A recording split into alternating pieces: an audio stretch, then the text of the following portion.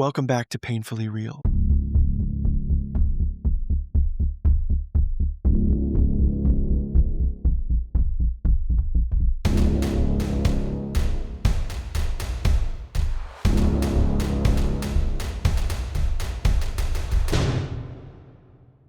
Today's guest is someone who's lived a life built on grit. He's a former steelworker, firefighter, hockey coach, husband and father who's been forced into a battle he never saw coming. What he's walked through would break most people, yet he's here, willing to share the truth without hiding behind it. I'm not going to tell his story for him. He's lived it, he's earned it, and he's the only one that can give it the weight it deserves. What I will say is this: his journey is raw, it's painful, and it's real. And it's leading him towards a future he's rebuilding piece by piece with purpose and intention. So settle in. This conversation isn't about pity. It's about resilience, honesty, and what it takes to rebuild a life when the ground falls out from under you. Let's welcome Chris. Thank you. Oh, my journey started whenever when I was younger. I was involved in an auto accident. My mom was driving. We were rear-ended, and it kind of hurt my back a little bit. Never really anything more than a chiropractor couldn't take care of. Lived a normal life. You said I was a firefighter, a volunteer firefighter from the age of 14. I played hockey, ice hockey, street hockey, roller hockey, worked in a printing press, hardware retail. And then I finally got the calling, United States Steel in Clairton, applied for it for 5 years and was always applying for a mechanical repairman, never got the call, but he got a call. And then finally I just went in as a laborer on top of the coke oven, sliding lids on the ovens. And that's what started out. And I worked my way up into finally getting in as a journeyman repairman, went to school for 2 years through US Steel, got that journeyman certificate, and then went on to learn every type of welding that they offered, including underwater. There wasn't too much I didn't do at that mill. I started out repairing machines on the batteries. Then unfortunately in 2010, there was an explosion and I was involved in it. And being a firefighter, first responder, of course, I initially reacted and started running downstairs to help people get them out and rescuing some of the two girls that were trapped in the one room. And later that day, after it cleared up, it was definitely stressful on my wife because she couldn't get a hold of me. And it brought a lot of just seeing your workers suffering, people you work with every day in pain and burned and stuff like that. And it got me into a department after the explosion. The contractors that were doing the job, US Steel decided to create a whole department to actually do that job. And I started working on machines on the other battery and was promoted to the department that unfortunately had to go and change these big gas valves and blank off big gas lines and work around, benzene lines and toluene and just pretty much everything. But I was able to start covering the mill end to end. It was nice because, got me out of just being in one location every day. We went all over the mill, from working down on the river, fishing cables out of the river to, repairing a toilet. It didn't matter. We did everything and was doing that job. It was definitely hard on the body, heavy tools, lots of steps. And, I had little things, I'd bend over one day to tie my boot and my back would, I couldn't stand up. And just, again, stuff chiropractors fixed. Pain was a different story. I went to work. I came home that day and my back kind of felt a little bit like it was, real tight. And I had to teach a fire school that night. And I was standing, it was an abandoned house. And I was standing on the front porch. It had like a little, maybe 3/4 inch concrete lip from the step, a step down onto a concrete walkway. And my heel of my fire boot just rocked back off of that little lip. And it was enough that whatever was tight in my back that day, it pulled. And I woke up the next morning and I was in so much pain. I put a 10 unit on, I used to wear it to work, hide it from them so they didn't know I was in pain. I would go and I would fish the wires through my belt loops in my work pants. And I got home that day and it still didn't. And I actually I was dealing with it on my own and couldn't take it anymore and went and seen my family doctor. He sent me for an MRI and they called and they said, you need to go see an orthopedic surgeon. Went there and instantly, it looked like my spine. He told me it looked like we have tunnels in Pittsburgh and everywhere you go, in order to get to the city, you have to go through a set of tunnels. And he told me that my back looked like a bomb went off inside the Fort Pitt tunnel. There was so much collapsed. So he scheduled the surgery, went in, trimmed a couple discs, got some nerves out of the way and came out of it. He told me 3 months, a good part was I had a year's paid off time from US Steel. He told me 3 months we'll be back to work. It was perfect because it was March, April, May, June. I'd be back in the summer. And I went back on my 3 month appointment and he was like, I'm going to go 3 more months with you. And that 3 months turned into a year. At my year mark, they have doctors at the mail at my year mark. He said, Chris, I can't clear you to go back to your old job and they won't allow me to clear you. He said, you got to find a new career. So it was 19 years. I had to go find a job. And my wife was a default property mortgage inspector at the time, a 1099 employee, Westmoreland County. She did the entire county. And her company was looking for somebody to do Allegheny County. Had I be known how many little neighborhoods there really were and really paid attention to the zip codes, God, it was so much work. I was worked more doing that than I did. It was nice because I was like, hey, I'm my own employee. I set my own schedule. I was working 7 days a week, 16 hours a day. But it was like I owned a printing press of money. I was making more money than I knew what to do with. It was like, this career is the best career. We're going to do so much in life. We were going on vacations and it was like, son's going to have a good future. And it was just preparing, like this, it finally struck for us. My whole life, I grew up poor. My mom didn't get her driver's license till I was 16, till I got mine. But it was like, I finally in life, I wasn't going to struggle. I was going to make it. And my job, I started working for a second inspection company, and it got to the point that it was good. We put money away for the future. And I actually, the first inspection company in 2022, I believe, I was able to stop even working for the first inspection company and just solely with the second 2 days a week because I started selling on eBay, and it was enough. It was better income to work from home, be here more, and still do inspections and make money and still survive and provide for my family. My wife works from home for a hospital, and it was just we were home together. My son was homeschooled, after COVID, he stayed with it until he was going to high school. High school, he had to go back. So we were all home. Everyone was home together, and it was great. He was a straight A student. Everybody was here. We did a lot of things as a family. In October of 2022, I woke up and I had to go work on the inspection business, and it felt like my legs, like I had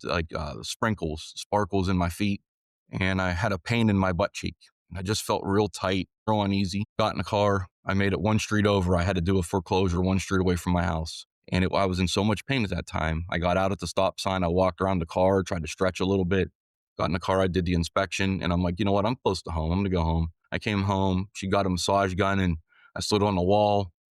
And she just started hitting all the nerves and like my butt cheek, down my leg, in the back of my knee. And it eased it up. Like, okay, that's all, I must have slept wrong. Got back in the car and started doing, more inspections. And as I was driving, I could slowly feel it was hard to get my foot to go from the gas to the brake pedal. So I was like, whatever, there's got to be something messed up. It'll ease up.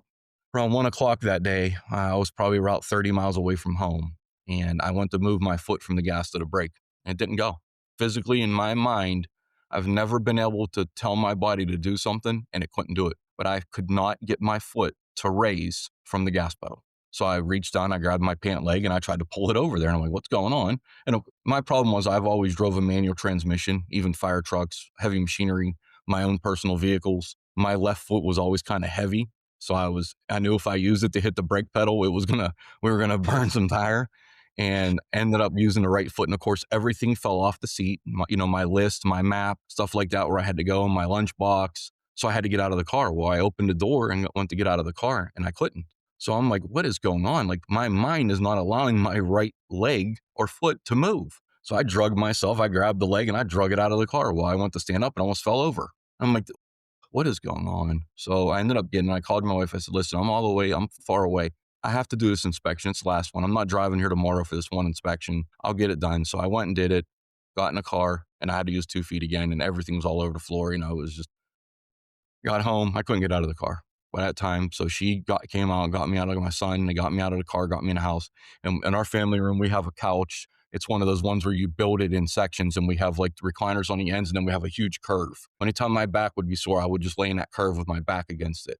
So I spent the night there, and that Wednesday was a day I didn't have to work. Figured I'll lay here all day Wednesday. Well, Wednesday came and it just got worse. Wednesday night, at around 9, I was crying in tears. It felt like somebody cut my waist off and was holding my legs and dumping lava down my right leg. Listen, I couldn't do anything. I told my wife, just go get a Sawzall and just cut my leg off. She's panicking. She's going to call 911. I'm like, what are they going to do? What are they going to do? It's not going to stop the pain. You can bring 100 ambulances here right now. And I folded my leg under and I sat on it and I put every drop of weight I had pushing down on it to try. And, it's embarrassing to cry in front of your wife. I've never been in pain so much that I couldn't control the tears, the hard sobbing. I just couldn't stop it. Mhm. So she's like, we have to go. And I'm like, I'm not going to the doctors. Well, Thursday came and she called the company I worked for. And she's like, listen, Chris is in a lot of pain. So I took Thursday. I figured I'd get me Thursday, Friday, Saturday, Sunday, Monday. I don't go back till Tuesday to have to do inspections. It's a lot of time. That weekend, I couldn't get a hold of my mom. So this would have been October of 22. I couldn't get a hold of my mom. And it wasn't like her. I figured she was a home healthcare aide. So I'm like, okay, she's with a client. She got her phone. My mom loves to put her phone on completely silent, not vibrate, go to like nothing. And 4 days later, she'll call him like, where have you been? I haven't, so I went to sleep that night and I woke up. I had a dream. Something happened to my mom. In my dream, it was like, you need to call your mom. I woke up and tried calling her and she didn't answer. Tried all day on Saturday. She didn't answer. I told my wife, so we have to drive to my mom's house. She's not answering. So we pull on her street and her car's in front of her house. And of course, in my head, I'm like, she died. She's dead. Her car's here. She's not answering her phone. I haven't talked to her in 5 days. She's dead. Go up, front door's unlocked. They open the door. I kept my son outside and they open the door and she's on the couch, sick as a dog. So I take my son, my friend lives a block away in the town that I used to live in. We go to his house and my wife and her friend call an ambulance. They take my mom to the hospital. So we come home, get dinner, and call the hospital and like, she's gonna operate. We found something. We're gonna operate in her stomach. Our friend is an actual operating tech at the hospital. So we go and she came out and she's talking to us and she's like, they're gonna life flight your mom to Presby. So what happened was my mom was a diabetic. She ended up getting a cyst on her leg and she ended up getting plantar fasciitis, which is a bacteria eating disease. And when they opened her up, it just spread like wildfire. They life flighted her to Presby. And we got there and it wasn't good news. It was bad. It was all through her body. It was in her blood. They told us everything. So that was October. Trick or treating came. We took my son to my father-in-law's house and I sat in a chair at the end of the driveway because I couldn't walk for the first time ever. I couldn't go trick or treating with my son. And the hospital called and they said, you need to get here. She crashed on the operating table. I didn't know how to plan a funeral. I didn't know anything. A friend of ours told us what funeral home to call them. They come pick the body. Everything's handled. Get to the hospital and they're like, hey, we got her. So this operating guy comes in all his scrubs. He's got blood on him. And he says, listen, I'm going to take her back in surgery. He's like, I'm going to tell you right now, I'm going to be really aggressive with it. I'm going to start removing all the dead. He's like, if she lives, she lives. If she doesn't, she doesn't. And I'm not a real religious person. I'm not Catholic. My wife is. My son is. Make a short story better. I ended up pulling a guy out of a burning car a couple of years before. When I seen his drive, drug him across the 4-lane highway, got him on the side of the road and did CPR to him. And when the police asked me to get his wallet, I got it. And his driver's license was Santa Claus. So I come to find out that the guy is the Santa Claus for the city of Pittsburgh. Him and his wife, they do gigs. Got my name. I went and seen him in the hospital. I walked in the hospital. This guy was unconscious. And I said, hey, you know who I am? He's like, yeah, I know. You're my guardian angel. He's like, I know your voice. You saved me. Well, he had these rags that he does. It's called a prayer cloth. And he had them blessed by the bleeding statue. And he gave me one. And that night, before they took my mom into the operating room, that she was pretty much a goner. We didn't even know who she was. That's how bad it was. My family did this prayer cloth and did the Hail Marys and everything with it and rubbed my mom with it. And they took her into surgery and they told us, go home. She's going to be in there for 12 hours. And we came in the next day and the guy was in the room and said, how's she doing? He said, I already got her off of 4 blood pressure medicines. We're going to think about removing the tube today. And I'm like, what? She was dying. And he's like, she made a recovery.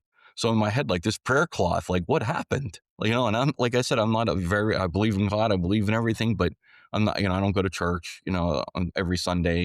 But I'm like, in my head, I'm like, oh my goodness, this worked. So it's still a lot of recovery. I'm still dealing with, I lost the use of the right foot, right leg was issues, the CRPS obviously was there at that time, walking every day. We went to the hospital every day and we're just walking in and walking up to, the elevators, walking to her room, trying to get comfortable in the chair to spend time with her, trying not to show her I'm in pain and not telling her anything that's going on with me. She didn't have any clue.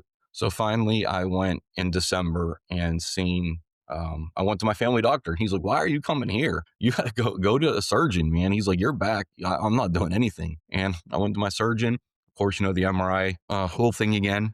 Came out and he's like, we're going to do a L4, L5 fusion. He said, I may end up uh, do the L3 also, depending on how bad it is when I get in there. So scheduled the appointment. He actually wanted to do it in December between Christmas and New Year's. I had to clean my mom's house out. She rented a house. She was supposed to go to long-term care the rest of her life. Long story short, she's not in long-term care. She lives in a high-rise in Verona and she plays bingo 4 days a week. So that's how much she recovered from being told she was going to die to planning her funeral to she made a full recovery. I mean, she does have a colostomy bag. She lost everything that a woman has down there. She doesn't have that anymore, but she loves life. She was a pack and a half a day smoker. Her house, everything was yellow in her house. She hasn't touched a cigarette since. I said, you've gotten a whole new life. Start over and make it count this time. And that's what she Wow. did. She collects her social security. She plays bingo. She does laundry for another lady that's a lot worse than she's ever been. She loves life and she endures everything no matter what it is. My mom, it doesn't matter. It can be the biggest diamond or it could be the smallest cubic zirconia. She'll love it the same. It doesn't matter to my mom. And she loves it. She loves her grandson and she's all about him and his grades and his hockey. And that's, I couldn't ask for more of a mom. So December, they want to do the surgery. I said, listen, I have to get I had friends coming over to help me get my mom's house cleaned out and everything. He said, I'm going to fly back for my family vacation to do your back. I'm like, no, you enjoy it. Let's push it off. So he got me in January, went in, had the surgery. And when I came out of recovery, my legs, it hurt more, like a lot more. And he came in and I was like, I thought it was you said it was going to take a lot of the pain out of my leg and it's not. So my leg's killing me. I mean, so the whole time I was in there, yeah, the back hurt from the surgery, but my goodness, my leg was on fire. It would get so cold. It felt like I went outside in a blizzard and I had a pair of shorts on and buried my leg up to the knee in snow for 10 hours. It was so bad. I couldn't even put my right leg to my left leg. It would make my left leg. It was like touching like cold steel. So get discharged. I ended up spending an extra day in the hospital. I get discharged and nothing's going right. I'm at home. I'm in pain. Physical therapy comes to the house. The lady they're there for my back. They don't know what's going on with the leg. She touched my leg and it sent so much shockwaves into my body. It was crazy. So she didn't know about CRPS. She started researching it, which I didn't know. She didn't know anything about it. I didn't know anything about it. And she ended up 3 visits. She called me and said, honey, there's nothing I can do for you. She's like, I'm hurting you every time I come. She's like, to work on your back now, you need to figure out what's going on with your leg. She's like, there's something wrong. She's like, and just to come here and hurt you isn't fair. So, I just did my own physical therapy, a tennis ball under the foot. And I went online, started looking up physical therapy for lower back, got as much walking in as I could, tried to make sure I didn't want those to whatever was going on to die off. It was like, let's fight to keep these nerves going. Let's fight to make sure this back. I didn't want to get lazy. So I did everything I could to walk around the house to, get out. I couldn't do steps. We have steps coming into our house. We have steps. It goes down. Then we got 3 steps to go to our driveway. It was just, I was pretty much stuck on the first floor, showering in the kitchen. It was troublesome. So my follow-up appointment, I kept telling them, hey, listen, my leg's freezing cold. They did diagnose me with drop foot. I had a brace to keep my foot up in the air. So it wasn't so much of felt like I was wearing a flipper from a swimming pool all the time. I'd walk and my foot would just plop, plop, plop on the floor. And it never got better. And one day we went and he felt my leg and it was freezing cold. And he tried to feel for the pulse in my foot and he couldn't find it.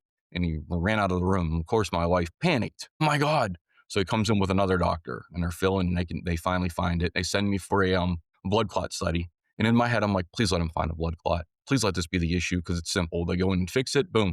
My leg gets warm again. The pain goes away. We deal with the drop foot in the back. It's over. Did that, and they found nothing. Leg got worse.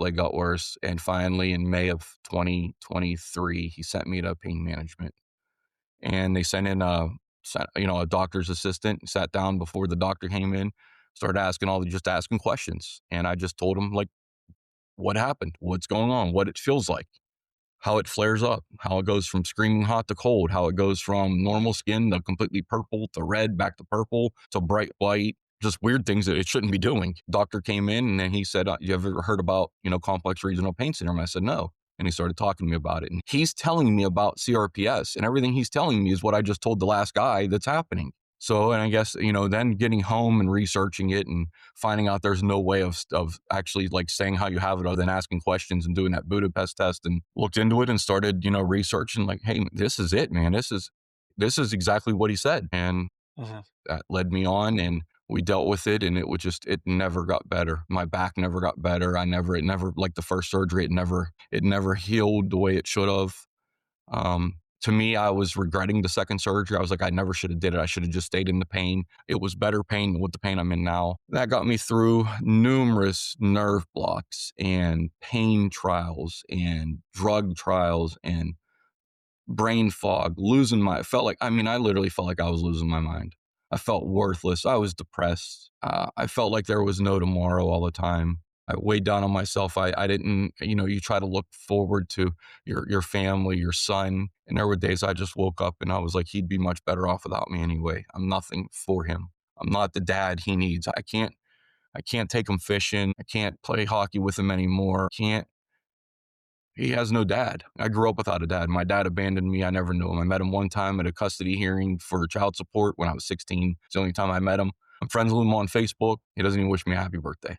I didn't want to be that guy. I never wanted to be that guy. And I didn't know how to be a dad. I had to teach myself to be a dad to him. And I felt like my body took that away from me of being a dad. And I honestly, I felt worthless. I really did. I felt just horrible inside. And the back never got better. I had to go back again, more trials. I ended up going and seeing a different surgeon. I just want to get a second opinion. He looked at the MRI and everything. I went for a pain pump trial. It failed significantly. Then it was having a stimulator implanted. So they sent me for a CAT scan, first CAT scan ever, to look and see what was going on. The one implant they wanted to do, they couldn't do it. I had so many bulged discs up through my thoracic spine that they wouldn't have been able to get the wiring and stuff in. So they ended up they did another implant, and that's where they went in and they removed bones in my thoracic spine, and they take the bones out, they implant paddles inside that area,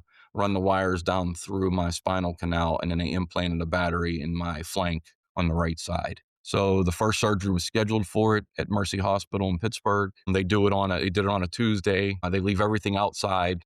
And on Friday, you're getting some type of relief, they put you back under and they implant it, feed it inside your body and implant a battery.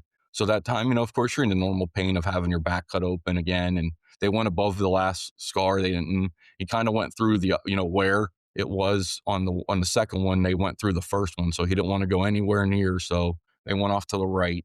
They implanted it, put it in, normal pains and everything of having surgery.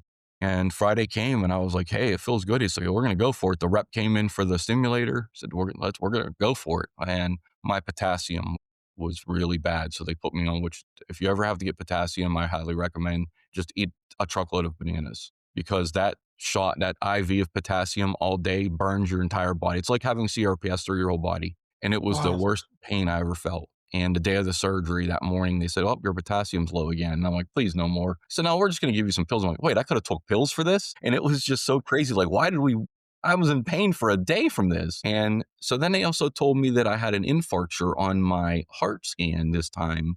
And they thought I had a heart attack prior. And lo and behold, I had an echo done after and it wasn't. But they were really concerned with my heart. So I went under, had the full implant put in, and everything under the skin, and I was supposed to be a discharge on Friday. They came in and said, we're keeping you until Saturday. We want to monitor your heart and everything more. And so they kept me till Saturday. They came in Saturday and said, we're going to keep you till Monday. And I was like, why? Like, I want to go home. And the rep told me for 30 days, 30 to 60 days, depending on how I feel, is no strenuous anything. Just, he's like, be a couch potato. And I'm like, in my head, I'm like, but I've been a couch potato for the past 2 years. That's easy for me. Well, physical therapy came Absolutely. in and they wanted to admit me to a long-term physical therapy and do an intense physical therapy routine. I'm like, the guy that's like a rep for the company, knows everything about this, that has the cell phone that controls me, told me nothing for 30 days, and you just want to send me to intense physical therapy. And it was like, get on the same page here before you paralyze me. So they were like, if you want to go home today, you can actually go home, but here's your limitations. And it was pretty much do nothing, like it always is. And I went home. I was like, I'm going home. Where's the paperwork? Let's go. So came home, and just like all the other surgeries, back to showering in the kitchen. And, I was sleeping in a hospital bed in my living room since my surgery in 23. I haven't slept with my wife in bed since 23. Pretty much just I'm a first floor rat. I live on the first floor in my living room. And because we have an open style house, whenever our family comes over for the holidays, everyone gets to stand in the kitchen and look into my bedroom and my nice hospital bed that everyone knows what a hospital bed looks like. That's the great furniture that I have in there that really makes the Christmas tree gleam. But it's coming to realization Honestly, it was like had to go to talk with counselors, and I didn't want to sell. I had a diesel truck with a big lift kit on it, 6-speed manual transmission, everything I ever wanted in life. I finally achieved it. And I ended up trading it in right before, when used cars were perfect. I had a huge deal. So I bought my wife a Durango. I bought myself a new Ram 1500. And the shrink, she's like, you're never going to drive again. You need to get it in your head. You need to eliminate the vehicle. You need to save the money. You need to. And I was fighting it like, I'm going to drive again. So Right. UPMC, she put in for a UPMC grant to actually outfit that vehicle with hand controls. And I read into doing more. You had to go and pretty much get your driver's license all over again with the hand controls. You have to drive the vehicle. No one else can use the vehicle. So I'm like, so you're gonna have a second vehicle that if God forbid the Durango breaks down, my wife can't even drive the other vehicle. What's the purpose of having it? Just go buy a new vehicle that's under warranty. When you take it in, they're paying for the rental. So I came to the realization it got to go. And in my mindset, with all the side effects of the drugs, I told her, I said, I can't go to the dealership and deal with it. I can't. I mean, you know what it's like when you're in pain. You don't want to go listen to a used car salesman or a new car salesman or anybody. So I told my wife, I said, take your Durango. So they were going to buy the Durango and we were just going to keep the truck. She was going to drive the truck because it was brand new. It only had 12,000 miles on it. So I was like, just keep the truck. It's still under we have an extended warranty. It's sat in a driveway for 2 years. Like, just use it. So they were going to buy the Durango off as cash, and the guy was like, "Just bring the truck in, and let me see what we can do." So the next, she left the Durango home, took the truck, so she had to make 2 trips out there, and he conned her into buying a 2025 Jeep, and the deal was perfect. I mean, it got us out of the 2 vehicles, it got us out of the truck, and what the selling point was is Dodge had a recall on the back window of the trucks, and they leaked water. And with my truck sitting in the driveway for 2 years, everything in the back seat was wet all the way to the front seats.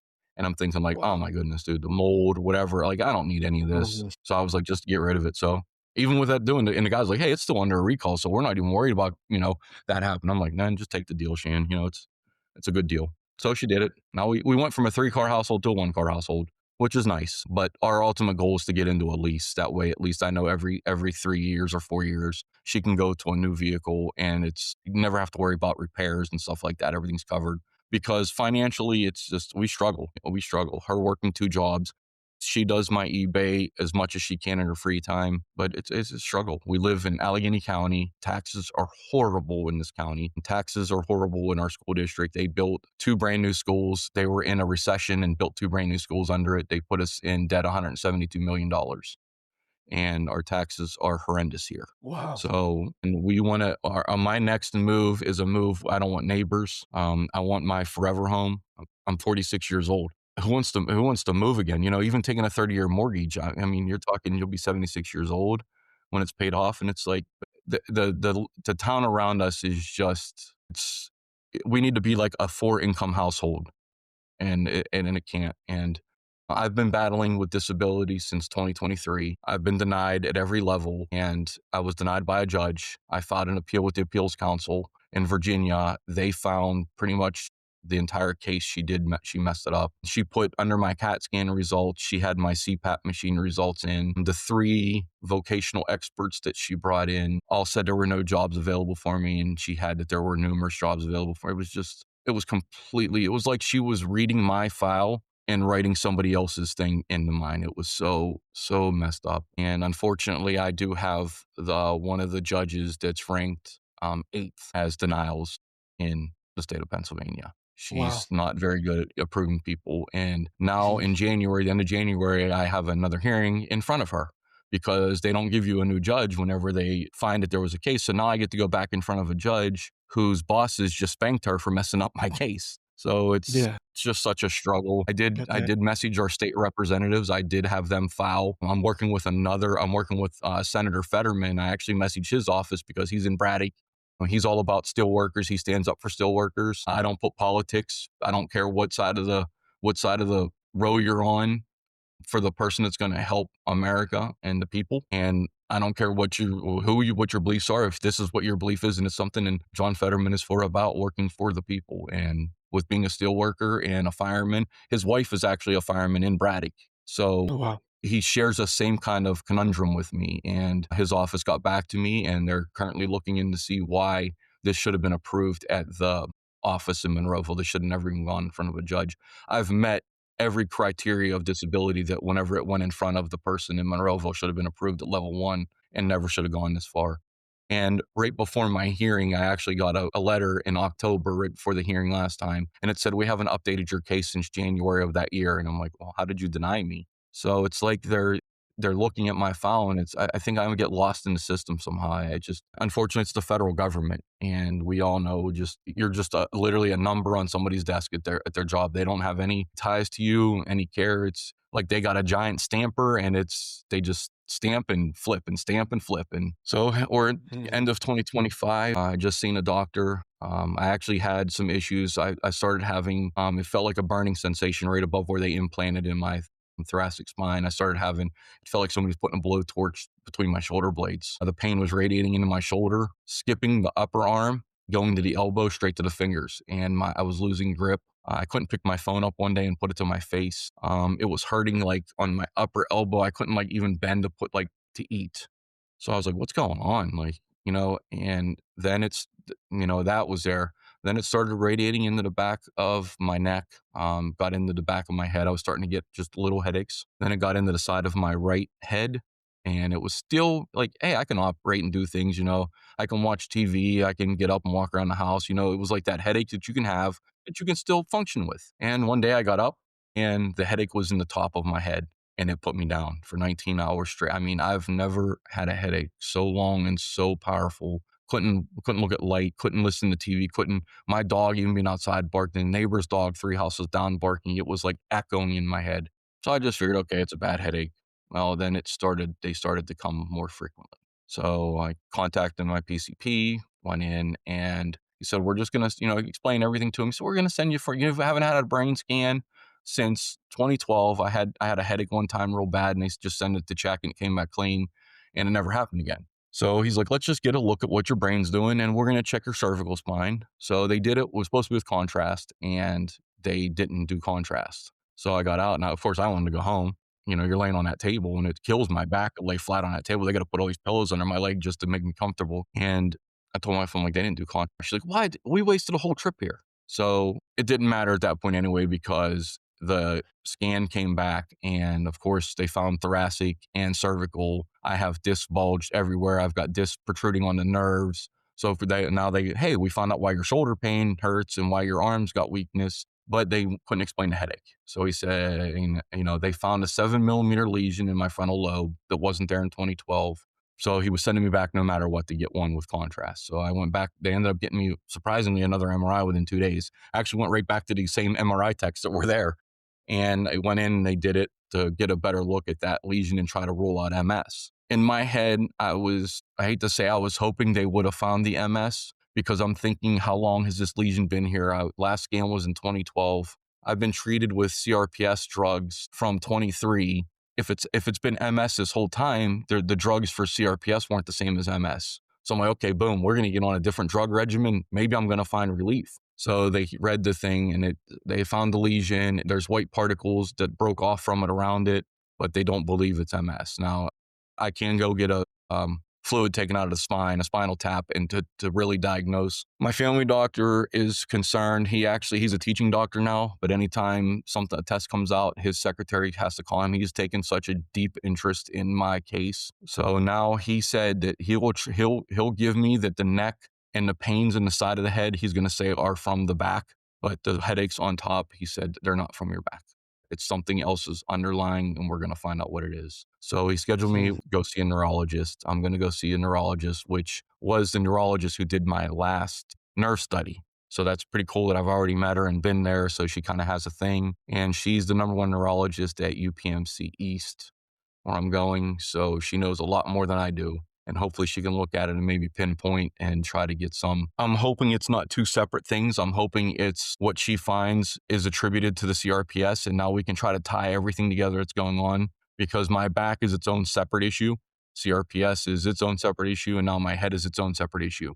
Let's try to get two of them to go together. Maybe we can just find a pill out there, or a pain med, or a procedure, something. I have a friend whose wife works with Botox, and he had headaches, and he got the Botox shot between the eyes, and it took his Yeah, headaches away. I've heard that. Fortunately, where they're at in my body, it won't. That isn't an option of doing it, because it just won't hit that spot. So now it's been trial and error.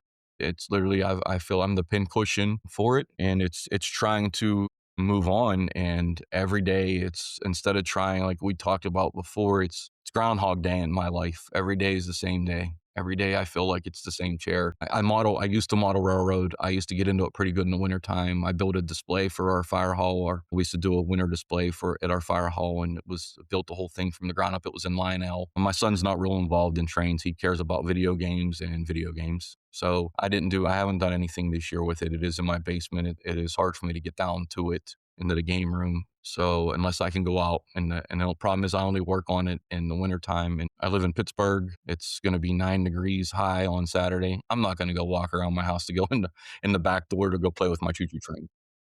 Yeah, absolutely. But it has taken a lot. And my wife says I hyper focus on things. Last year, I got into just weathering stuff, making new stuff. I would order 3D printed dumpsters, and I would make them look like they were at somewhere for 30 years, making them rusty, putting dents in them with hot knives, and doing, plow trucks, and putting mud splashes on cars, and putting window wipers like blades, like making that haze around the window wiper blades. But I got into like really detailing and really painting and weathering stuff. And this year I just cannot get into trains. And I don't know why. I've watched YouTube videos. My buddy yesterday just brought over, he's been molding, making his own molds of stuff. And he brought me over a whole baggie of stuff he molded that I need to paint and everything for my layout. And it's like, I had to get into it. I can't. At wintertime, I set it up as a light up night, and I haven't even, we missed light up night in Pittsburgh, and mine was always set up for that.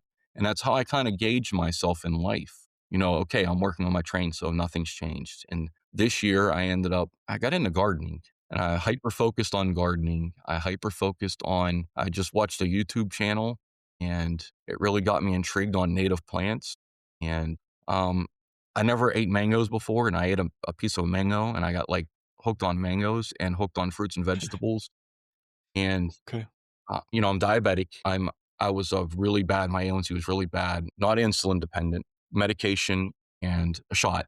It wasn't doing anything for me. I ended up switching to Manjaro, and I dropped 50 pounds in just under 4 months. And basically, I stopped eating bread. I started eating healthier fruits, vegetables. But then I started looking at the cost of fruits and vegetables. And then I started looking at like seeds. And I'm like, well, I mean, I've got a lot of land here. I got a son. I got a wife. Why can't I start a garden? Why can't I plant native flowers that bring in pollinators, and, plant my own vegetables? And, you can grow citrus in Pittsburgh. You just, you have to overwinter them indoors. And, it just took me down a rabbit hole of YouTubing, and notebooks full of notes and how to do things. And, I can't pick up a flower pot and drag it in the house, so I have a wheelbarrow that has a plant sling on it. So now it's teaching my son, this isn't a PlayStation controller. It's a wheelbarrow. You have to sling this, and you just tilt back, and it does. So now it's not only teaching myself how to do it, but it's teaching my son, and trying to get my son to want to do it. So that's where I'm at now, is not only teaching myself, but I'm kind of like a train the trainer. Like I'm going to learn it, and then I'm going to train my son how to do it. And he's going to have to be. So my ultimate goal is to hopefully start a YouTube channel. I did an Instagram page that I have nothing to really share other than starting greens in my kitchen, Mhm. but it's basically to show adaptive gardening techniques, because I've noticed searching, there aren't a lot. I have a riding mower to cut my land. So the pedals are on the right side.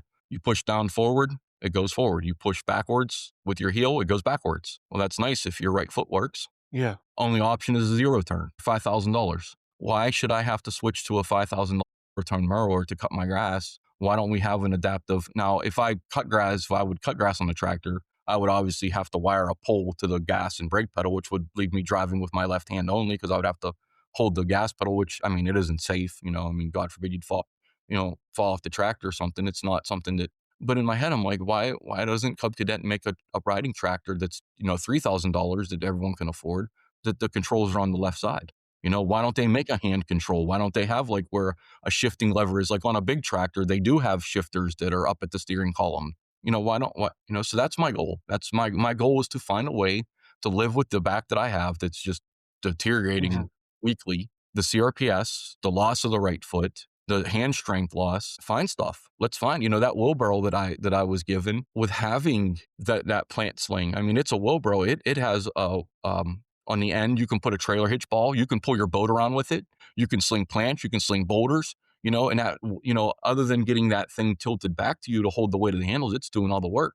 So now my 14-year-old son should be able to move a boulder. So this company years ago, when the Works built this wheelbarrow, why don't more companies follow that? And I'm not saying they need to go and commit the whole line of adaptive gardening tools. But when you look at the amount of people that collect Social Security and disability in the United States, you look at the Mhm. amount of people that are wounded warriors, and you look at the amount of people, you're catering to at least 35 to 40% of the population. Let's build a line of tools. Let's work on something. Let me work on a tool and say, hey, listen, if you put a little grip right here, you can hold this better with a hand that isn't as strong. And you might be able to get somebody like me that wants to go sit in their yard and Mhm. dig and can do it and overwinter bulbs and do stuff. So, maybe I need to be the voice behind that. Maybe, and it's breaking my mold. It's, when I went to my hearing, I told the judge, and she put in my report that I don't like to use a cane. I use a hockey stick. And she put in there so ignorantly that he refuses. And I said that I have to use a hockey stick because I don't want my son's hockey team to see that I'm in pain. So when I'm around people, like we have a handicap parking pass, I'm so embarrassed to park in a handicap parking spot just because I don't look handicapped. I'm not old. I'm not hunched over. I'm not elderly. I'm not. It's the pain inside. And I don't want to show it. At the hospital after the last surgery, was the first time they ever gave me crutches. I get around so much better on crutches than I've ever gotten around with a walker or a cane. But I'm not going to go anywhere with crutches. So Yeah. I'm going to go and use a hockey stick because it looks like I'm walking with a hockey stick. And I'm not going to go walk around Walmart with a hockey stick and be like, what's that idiot carrying his hockey stick to Walmart for? But I don't want my son's hockey team to know that. I went to my son's hockey game fresh out of the hospital. I had over 60 sutures in my body. I was wrapped around, gauzed up, everything. But I was so loomed up for so long, I had to get there. And it was nice. Drive up, I get out at the front door. It was 15 steps and I could sit down. But the judge made it so like he's improvising. He's not using the tools no, I'm using the tools that work for me. I'm doing things the way, just like with occupational therapy. They preach, go to occupational therapy. I am so against occupational and physical therapy because I don't want to be forced to do something this way when I can just do it 5 minutes slower my way. You can't look at me and like, okay, I want you to go pick that box up off the table and move it to the other table your way. I'm going to do it my way. And I can't do it at all. I have no strength at that level. I have no, my strength where I bend over at is gone. There is no strength. And I have a friend and I tried to explain to him, I told him, I said, I can't squat down. I can't tie my shoes. He's like, what do you mean? So well, the nerves that are damaged, I can't get my foot.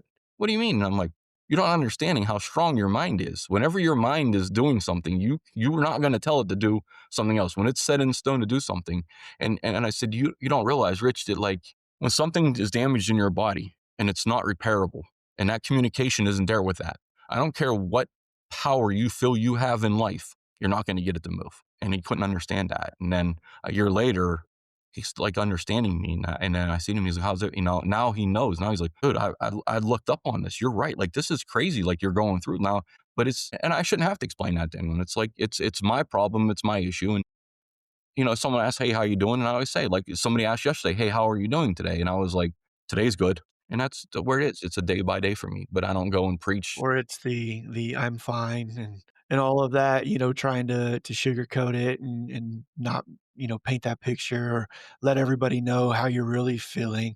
It's that cover up just for your own self-worth and everything else on how you want, people to look at you. It's the mental health aspect of it and the invisible illness aspect of it, it's a struggle to kinda get through. You go out and about, and like you said, you don't want people to look at you a certain way, or they look at you and they're like, "Well, you look fine." Well, I might look fine, but I'm dying on the inside and I'm broken and everything else, but I'm doing a good job acting and trying to cover that up because, you get to that point where you just don't wanna share that or be looked at a certain way. I mean, I took my wife on our first date after we went to dinner. We went to Walmart.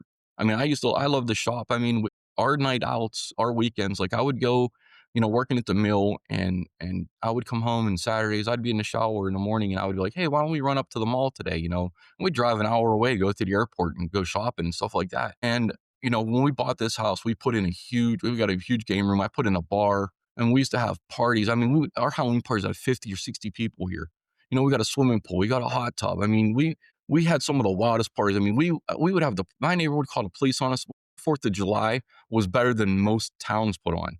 My neighbor would call the police, the cops would come down, they'd see my fire department plate on my truck, they'd come down and eat, and it would drive my neighbor, she's not there anymore, her house is in foreclosure, thank God. She's a miserable, just they claim she's the most miserable. Now I'm in a suburb of Pittsburgh. Pittsburgh is, I mean, my zip code is a Pittsburgh zip code. Pittsburgh is, I can be at the zoo in 15 minutes from my house in traffic. They claim the guy said she's the worst in Penn Hills, and the code enforcement, I was like, no, she's the worst in Allegheny County. So she's gone now, thank goodness. But yeah, the cops would come down and eat, and they would drive her nuts. She'd see him standing there like, oh, he's going to get cited. And she'd see him with a plate of food. And I never thought I would be that one that never wants to leave the house. I never thought I'd be that one that wasn't a social bunny. I mean, my wife, before my son, my son was little, we never put him off on anybody. We just stopped going out with our friends. They'd come over here. My mom would babysit, we'd go out and stuff, but it slowed down from not having a kid.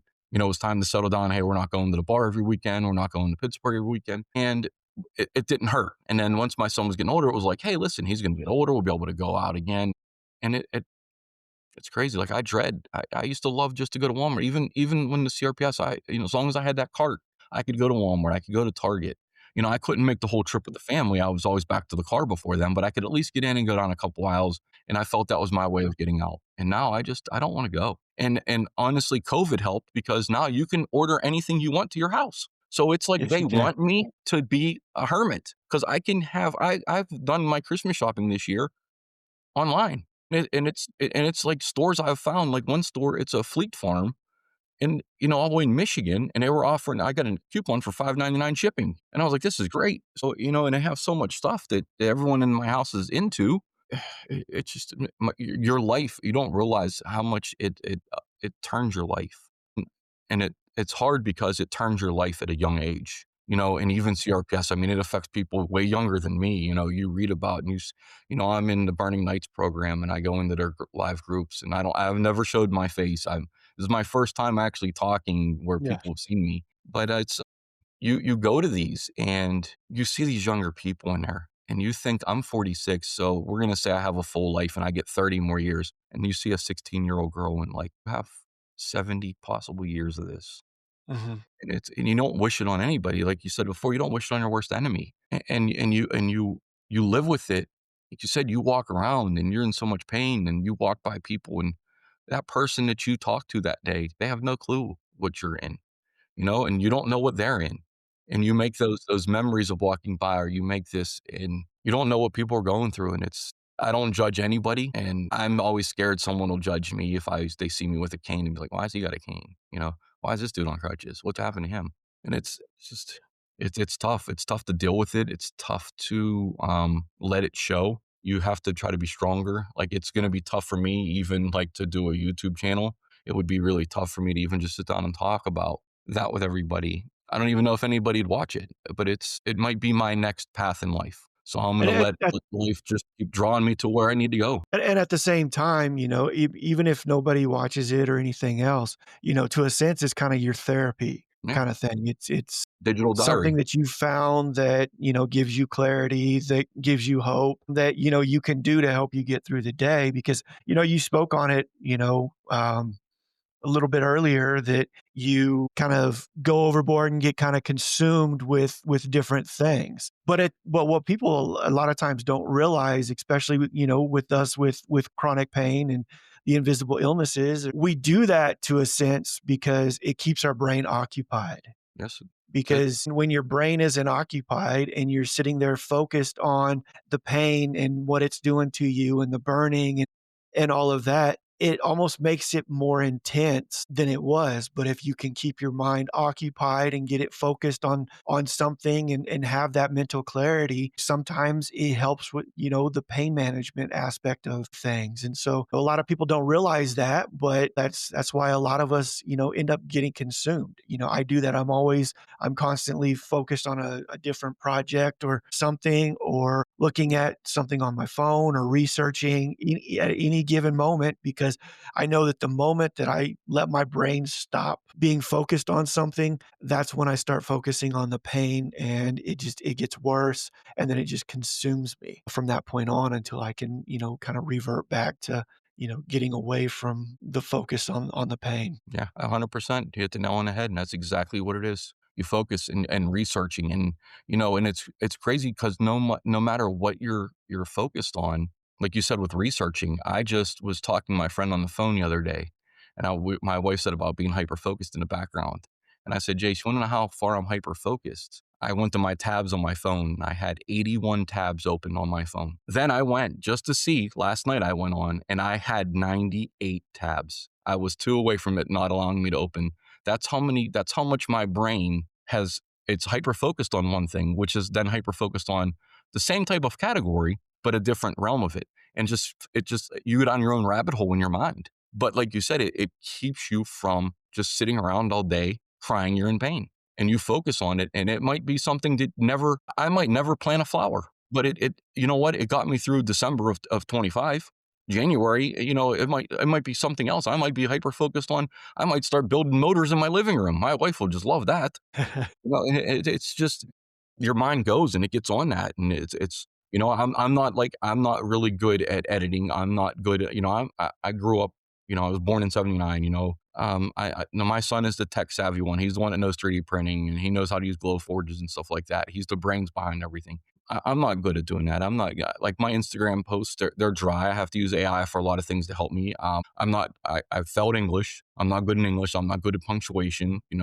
I have to have everything go on it. And honestly, even in the mindset that you're in, like with trying to even write something and your brain's so clogged up with the side effects of the pills, the pain is overwhelming. You're trying to replace the pain with trying to type something out. And it's crazy how much I'll type something, I'll go back and read it, and it'd be like, did I really, why did I type this? Yeah. And there you go. You're copying it, going your AI, fixing it, Mhm. but it helps. And I want to learn AI more to help me be a better like editor, help me be a better creator so that like YouTube videos are easier because there's AI is so big in this type of field with It helping is. you and proofreading stuff. And it's so much stronger than my brain is. There's so much more involved in the knowing it and so many more commands. And I used Canva a lot for eBay, like for editing, old railroad slides. Canva was real good, and Canva AI is even better. It does your Instagram posting for you. You just draw everything up and send everything over, and it uploads your post to it. And it does everything in a code. And as it's printing your code across your screen, then it creates what you told it. And it's so much better. And I use Copilot. Copilot is like my new. I mean, when no one's home at my house, me and Copilot have full blown conversations about stuff. And it's crazy how much this thing knows about you and it stores it. So, like, you can be talking to it and it'll be like, hey, do you want to go back and talk about something we talked about 2 weeks ago? So, AI is actually, honestly, in the CRPS world that we're in, AI could benefit us a lot as being a reminder and keeping your brain trained. So, when you do kind of have a run on brain, it can kind of put you back to focus and say, okay, let's go back to where you were and let's start working on this again. So it kind of like keeps my projects lined up a little bit. It keeps me more in focused, and I like it. I think AI is good for people that with chronic pain. I think AI, if somebody could somehow get in and do a program and get a program into it for people living in chronic pain to where it would more focus on us, I think it's a good path to go down. Even with the stuff that's out there now, I think AI is a very good tool to use for people that suffer with chronic pain. I think it really is. Absolutely. I agree with that, and just the way that the society's moving and everything else, it's moving towards that full AI stuff. Half the time, you don't know what's real and what's not and all of that, but there's so many benefits that can come out of it. Like you said, just the editing aspect of it and helping, clear things up. I've done the same thing. I'll write an email and it's like, "You know what? Probably shouldn't send that. Let's make it Mm, a little bit more professional." And so you running it through AI and through ChatGPT and whatnot, like, can you make this sound a little bit more professional so I don't get in trouble or something at work or anything along those lines? Because you don't always have that mental clarity between the medications and the pain and everything else. It's that's the brain fog is something that really impacts all of us that most people don't really understand. There's times where you can't even hardly form a sentence or remember what you were thinking or what you were planning on doing. There's been so many times that I'll think of something, I'll pull my phone out of my pocket to figure out what I'm doing, and I get my phone in my pocket, and I'm like, "Why'd I pull my phone out? I forgot what I was even pulling this out for." And, that's when it really hits you like, "Man, this is something, isn't it?" Yeah, it beats you up. It really Yeah. does. That's my biggest thing. It's exactly like that. I'll look at my phone and I wanted to type something in to look, and I'll sit there and look at my phone and stare and be like, why? What was I going to do? And I'll even go through a tab to see if I was looking at something to try to refresh it. And it's crazy because it's like your mind jumps from something to blank, and it don't even jump. It's not like your mind's running on to the next thing. It goes, like you said, you pull the phone out and you draw a blank stare like, why? What was I going to do? You know, and I was so scared because some of the medication, it does have the properties of early onset dementia. It doesn't run in my family. But when I was starting to have the issues, I was trying to remember, I was talking to my buddy, there was a fire in Penn Hills, and I was trying to remember the street. Now, he lives on the street next to it. And I was like, that street by your house. And he told me. And I was like, I said, I've been having some issues. And he was like, yeah, he's like, I don't want to say anything. He's like, but I noticed you've been kind of repeating yourself. He's like, and I'm like, he's like, I figured you know what's going on in your medicine and stuff, but at least it takes the dementia part away from it a little bit because you can't remember something. You're struggling for words. So at least I know my wife's grandmother lived with us for a while and she was getting it, I mean, bad. She had it bad. And her son was in denial that she had it. So they weren't getting her help. They were lying to the doctors about it. And I mean, it was bad. And it got to the point that she was kind of my son was younger and she was being very ignorant to him. She would throw toys at him, stuff like that. And she couldn't stay here anymore. So in my head, I'm like, "God, please don't let me get like grandma, please." But it's like, I know what's happening. She didn't know, she thought we lived out where their camp was. We didn't have any neighbors. But to her, it was her normal day. And yeah, her and my wife, they would argue and stuff about it a lot because, my wife just couldn't understand it. Let her go. She thought we had a cat. And it didn't help because I had her looking for a cat one time and we don't have a cat, but it was funny at the time. But then she had it stuck in her head that we had a cat. So and Shan was like, we don't have a cat. She's arguing with her. I'm like, let her think we have a cat, Shan. Just let it go. She's in her mind. She's happy. She's content. She doesn't know that we don't have a cat. But that's what scared me at first. And I was like, as long as I know that I can't find the words, as long as I know I'm looking at my phone and I don't know why I was looking at my phone, at least I know that it's not dementia. And it is still the brain fog and, The but it's medication, tough. so It's tough this disease makes you come to reality. It really does. And if you've ever faced something where, you thought you could mind over matter something and you thought you could beat something and you thought you were going to win the battle, you're not.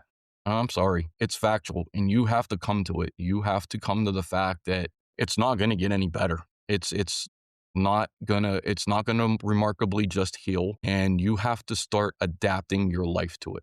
And once you get over that threshold, and it took me a while, and I'm still not there. I'm still not. I still argue with my doctors. I don't go when I go to my doctors. It's not about today. It's not about tomorrow. We start planning. What are we going to do in a year? What is my year outlook? Where do you think I'm going to be? And I don't want that. I don't look on the past anymore, but I want to know what my future is in short terms in my 3, 6, 9, and 12 months. What does he think? What are patients he has now that at the same time, age limits, what are they at now? Where are they? Going on to burning nights, going into groups. CRPS isn't well known in this country. It isn't a really big thing that they focus on. The UK is huge with CRPS, yes. constantly running studies, constantly doing things. Even looking up the Cleveland Clinic, looking up out west, there's the big CRPS. I can't remember the name of it. It's like a spa type getaway for CRPS. I mean, the pricing Okay. um, was outrageous. It's horrendous. You'd have to refinance. You'd have to sell your house. I mean, you're talking $40,000. I mean, you're there for so long. They tell you don't even rent an apartment. Go find a house to rent. Yeah, the Sparrow Clinic, I think, is Or one yes, that it is. people It's a talk Sparrow about. Clinic. Yeah. I look at this from 23 till 25. I've had a 0%. you know, and they just asked me how do I feel the medication's helping me? I said, I don't know. I haven't been off it to tell you. So Is the medication working? I don't know. Let's stop it for a month and we'll see. If I'm in dying pain, then we know it's maintaining me. Well, like he wanted to increase this one. I said, why don't we just hold off? Let's see what, with adding this other pill does. And if it gets better, it does. Well, that's what it is, man. It's really just you got to come to terms. Unfortunately, you do. You just have to come to terms.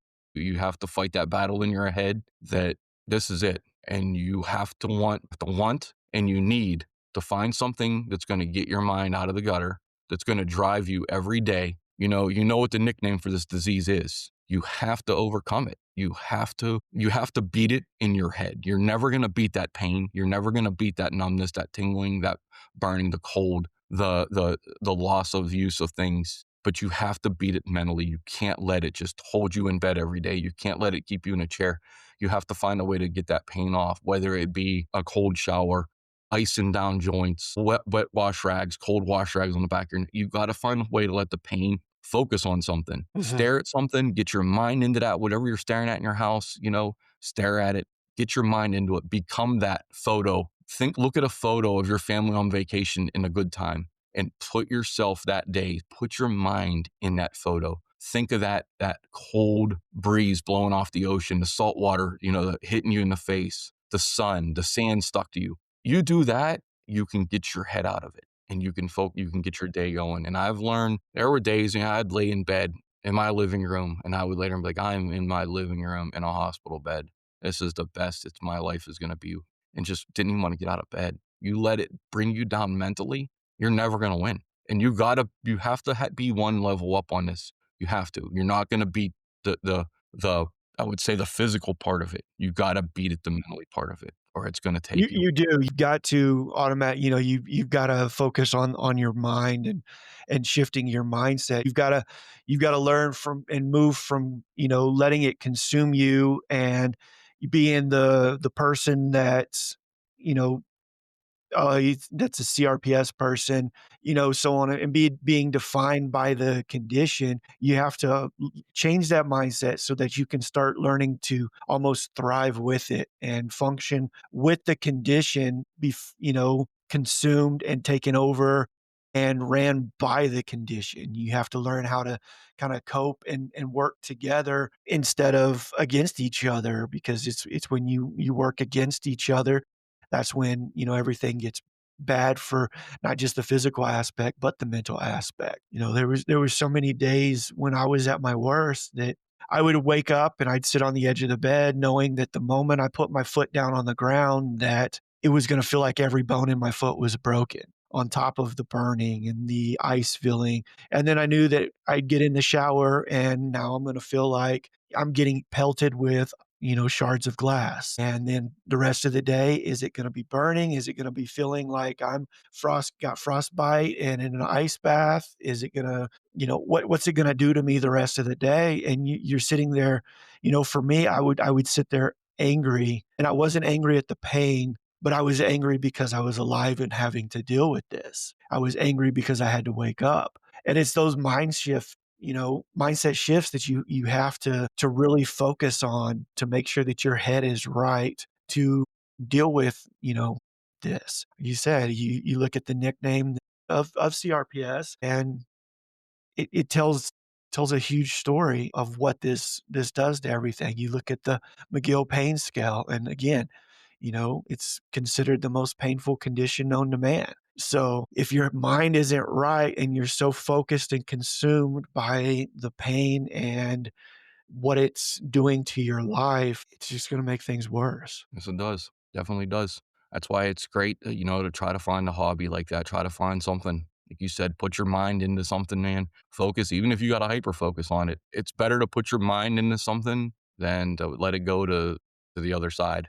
And I Mhm. think once you can do that, and it doesn't matter what you focus on. It doesn't matter, I've never been one to watch birds, but no, I'll stand at the window and look outside and watch birds. I've never been one to feed squirrels, but we bought a bag of a squirrel feed.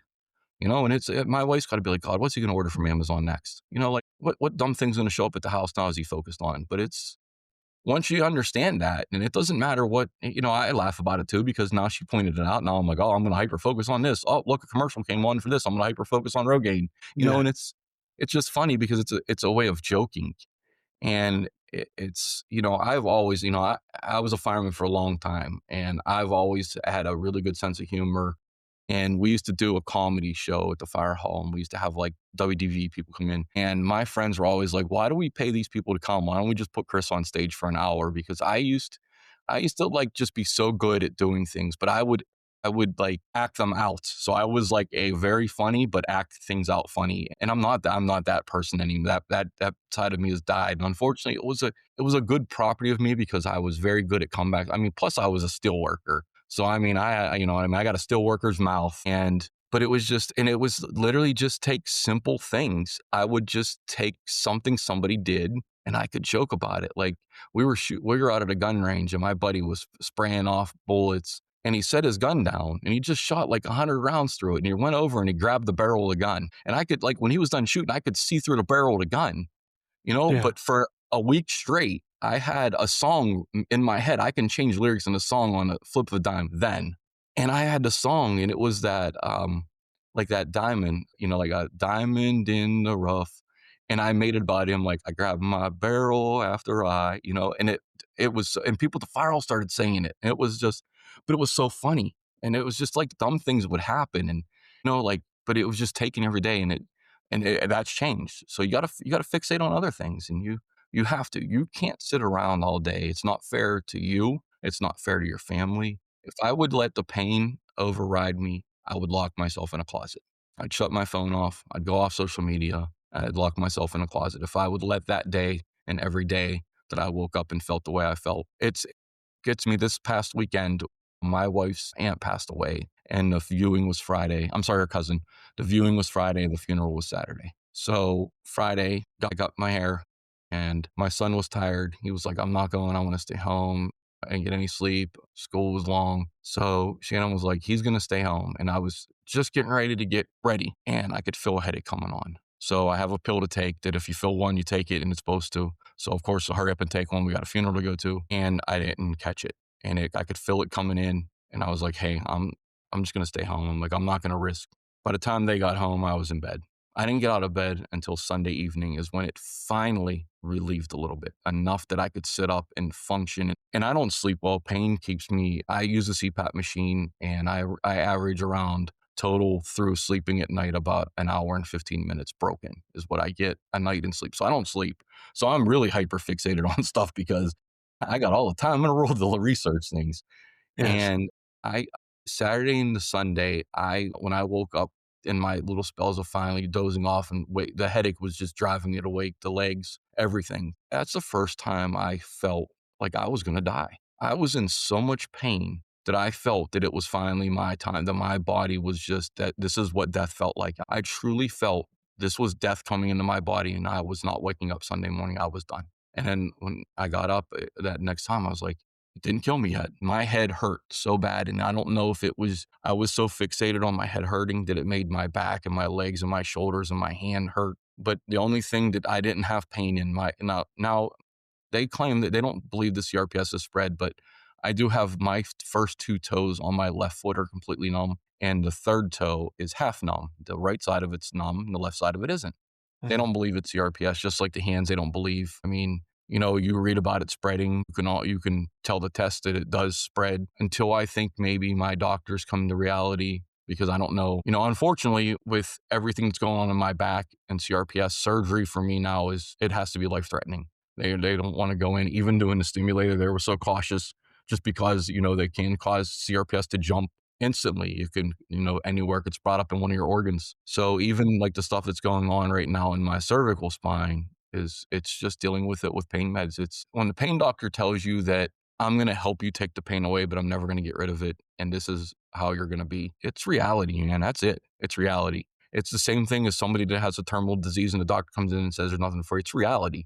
And when they tell you that you're going to be in pain the rest of your life and we're just going to help you cope with it, you have to realize that's it. And it's a hard pill to swallow. And it still is for me. And it's still in my head say, nah, I got too much life to live. And that's I'm in the same that kinda that same boat because I'm one that I refuse to give up. I've got too much life to live. Like I told you in a previous conversation, I've got my 2 girls and then, a son on the way next month, and so I've got too much to live for and continue. And, I still want to be that father and husband that my family deserves. And so for me, it doesn't really matter what the doctors say anymore. I haven't learned to accept anything because in my mind, you know what, I'm going to keep pushing. There's, all these other treatments out there that, maybe they haven't found yet or something, or maybe it's definitely going over to Italy or something. There's some treatments over there that are supposed to be innovative and really, help things out. For me, I think one of the treatments that kinda reset everything for me and helps me function on a daily basis is the scrambler therapy. That to a sense, I feel that it's kinda saved me because up until that point, I couldn't put a sock on. I was very limited on what shoes I could wear because of the amount of pain that it would cause. I'm able to wear socks and shoes and do all that and function a little bit better on a daily basis after, getting that specific treatment. But with this condition, that's the problem is what works for one may not work for another and vice versa. And so it's trying to figure out, but then when things just don't work and don't work and don't work, it's a lot easier to accept that this is how it's gonna be. This is the end of it because nothing has worked to this point. But for me, I continue to try and keep my mind right and stay hopeful that, something's gonna happen, and try to just live my life, with that thought process. Yeah, that's what my wife is. She's always researching stuff. She just sent me a link that one of the hospital students found a thing now where they think they might have found a way to actually get nerves to regenerate. Mhm. I looked at a trial drug last year that was coming out on the market, but it was supposed to be to help with chronic pain, but once it got in, it said on there for it wouldn't help with like CRPS type. I've looked at Elon Musk with the Neuralink thing, and like he's working on this Neuralink, and he's giving people the ability that are paralyzed, the ability now to control things with their mind. I mean, CRPS is in your mind. What if you can work on something where it's almost like they need to like back in the old school with defibrillators in the back of the ambulance, fucking people know clear one, two, it's like they need to just take your brain, put you on a machine, hook you up, hit clear, stop the brain for a second, restart it, and boom, the signals are uncrossed, everything's flowing. And but there's people out there. I mean, you have scientists and very smart people, a lot smarter than I'll ever be, that study this stuff. And it's going to be somebody like Elon Musk is going to find something that somebody's going to try it and it's going to work, or it's going to just be a bunch of grad students in a laboratory and they're testing it and it works. And that's hopefully what might be. I think the US needs to focus more on doing it. I think we need to start diverting some funds to it. I think we need to come to realization that this is a big growing problem over here. I think a lot of it's being misdiagnosed, and the CRPS patients are probably a lot bigger than what they are. Yeah, Also, I think the absolutely, same thing happens absolutely. in the UK. I do believe that since it was so big there and kinda, like, found there, that they do diagnose a lot of people. That's why their numbers are so high, and that's why a lot of money goes to it, but unfortunately, they don't have the medical care that we do. I mean, you talk with some of those people in those groups, I mean, what they pay for their treatments is crazy. I mean, they give up everything, go from big houses to little apartments just to afford their treatments. And they've asked, I'm a gun collector. I've inherited a lot of guns from my family. Medical marijuana, they always want to try to push that to me. I can't, I love my guns way too much. I want my son to inherit them too. I don't believe, back in my younger days, whenever I used to, when it was illegal, I know I wasn't in pain. Yeah. I like chicken nuggets and Taco Bell a lot, but, like, but it's there's just nothing behind it. There's no 20-year research on it. It's so new, and to give up so much to try it and it not work, and it's gonna be that guy. I think in America, I think if they would start devoting more to it and getting more people involved in it and getting in the brains of some of these people like Elon Musk about what CRPS is, and, he's one too. He's just like us. He focuses on one thing and he's got unlimited money. I mean, this guy's like, hey, I built a model rocket. You know what? I got a couple $1 billion. Let's go build a rocket. Get this guy, get it in one of these scientists' head, and let him start working on it. And the guy that I pulled out of the burning car a few years, it was 2016, I believe it was. his sons are both, one's a doctor, one's a surgeon. They're with Doctors Without Borders, and he has both of them. Actually, they researched my case for me, and they're the ones who sent him to Spiro Clinic, and they're in their time overseas, they're actually looking up. So it might have been a godsend pulling him out, and it might be one of his kids that actually finds something for me that works. So that's the route. He's the one that put me onto the pain pump. That's when I went for the pain pump trial from a neighbor he had, and I went that route. And so everything he recommends to me, I'm like, hey, he's got kids that are, they're smarter than me. So let's try everything. So they send it to me.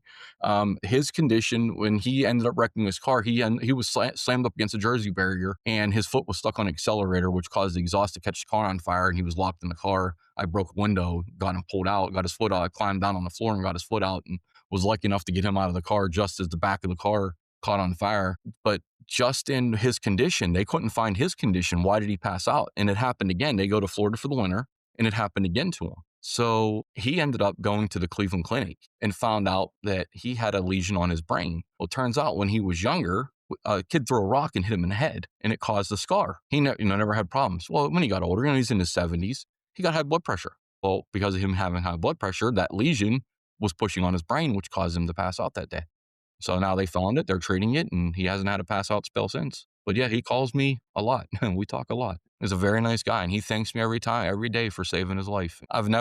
When I was in my younger days of being a fireman, a car crashed in front of me, and I ended up pulling two little girls out of the back seat. And unfortunately, the mom, I couldn't get her. I tried prying. I got the door pried down. I ended up getting her out of the smoke, so she wasn't inhaling it in the heat. I at least got her head out. They were able to come and get her finally out of the car, but she had so much traumatic injury. She lived for a couple of days, but I had to go to court because I witnessed the accident. I had to testify. And the girl that caused the accident, she said, if I would have known I killed somebody, I never would have gotten my driver's license. But I never communicated with the two little girls. And I never knew about Facebook Messenger or nothing like that. I was never, I just went on Facebook and stuff like that.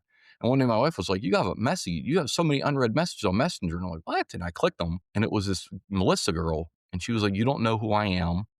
And she sent me a picture of the car in the junkyard. And she said, you saved my life. And she told me all about her life. And she said, I am so grateful to you. And I have 3 kids now, and I would have had none of this if it wouldn't have been for you. And I still can't ride in a car. She still has panic attacks. She rides in a car. Like it traumatized her. But it's like, I've touched a lot of lives. There's been people I've saved. There's been people I haven't been able to save. And I share that burden, and I do. In my head, I did everything I could do, and there was nothing more I could do. And I lived with that, and you carry that burden. I miss being a fireman, but I've loved every second of it. My son, he took one of the girls from the hockey team. They went to their, not prom, the other thing when you're in 9th grade you go to. Anyway, you wear a suit and everything to it. And they did their pictures she's a junior fireman. So they went up to the fire hall and did pictures on their ladder truck and everything. And of course I posted them on Facebook. Everyone's like, did you join the fire? Like everyone was so excited that I went back to the fire hall, and I was like, no. But there was a fire behind my house 2 days ago on the street directly behind my house. And I opened the door, of course, the patio door, and I'm nebbing out, and I hear the fire trucks going, and I see the lights, and then I see the smoke, and then I smelled the smoke. And it was like an instant. I missed every second of it. I missed the responding, the helping, the serving the community, fundraising. I loved fundraising. I was always in charge of fundraising, just doing things to raise money. I like being around people. I love doing bingos because it brought people in. You can talk to people. The train display brought in so many little kids. I used to do every year I did a scavenger hunt, 25 things on the train to find. I changed it every year. It was like so much excitement. We did Santas on Saturday nights, photos with the kids, and instantly that smell of that smoke, smell is everything in your life. You can be 40 years old and smell something from when you were a little kid that takes you right back to that day. And that instant I smelled the smoke of that fire, it was just that burning of material, carpets and stuff. It just has its own smell, and you're like, it right there, man. I missed, and like you get a flood of emotion. Like, it's never going to happen again. I'd like to do it. I'd like to go even just to be an association member. But like I stepped down when I was the assistant fire chief when I had my surgery. And I told them, I said, I'll resign from my position. I'll still stay as a fireman. And they said, no, you'll be back. Just stay the assistant chief. We got it covered. Don't worry about it. And once I hit my 9-month and they told, when they said you're going for 3 more months, I stepped down to just a fireman. And in my year, I stepped down to association. Well, association members, you go to meetings. You can still ride in the fire trucks and parades and stuff, but there's no firefighting. But you still, work details. You're supposed to go sweep the floors and clean up the place. And they were like, "You don't have to worry about doing that. We know." But I couldn't hold my own weight. I'm not gonna go on cleanup night and watch everybody clean the fire hall while I stand there in pain and not be able to help.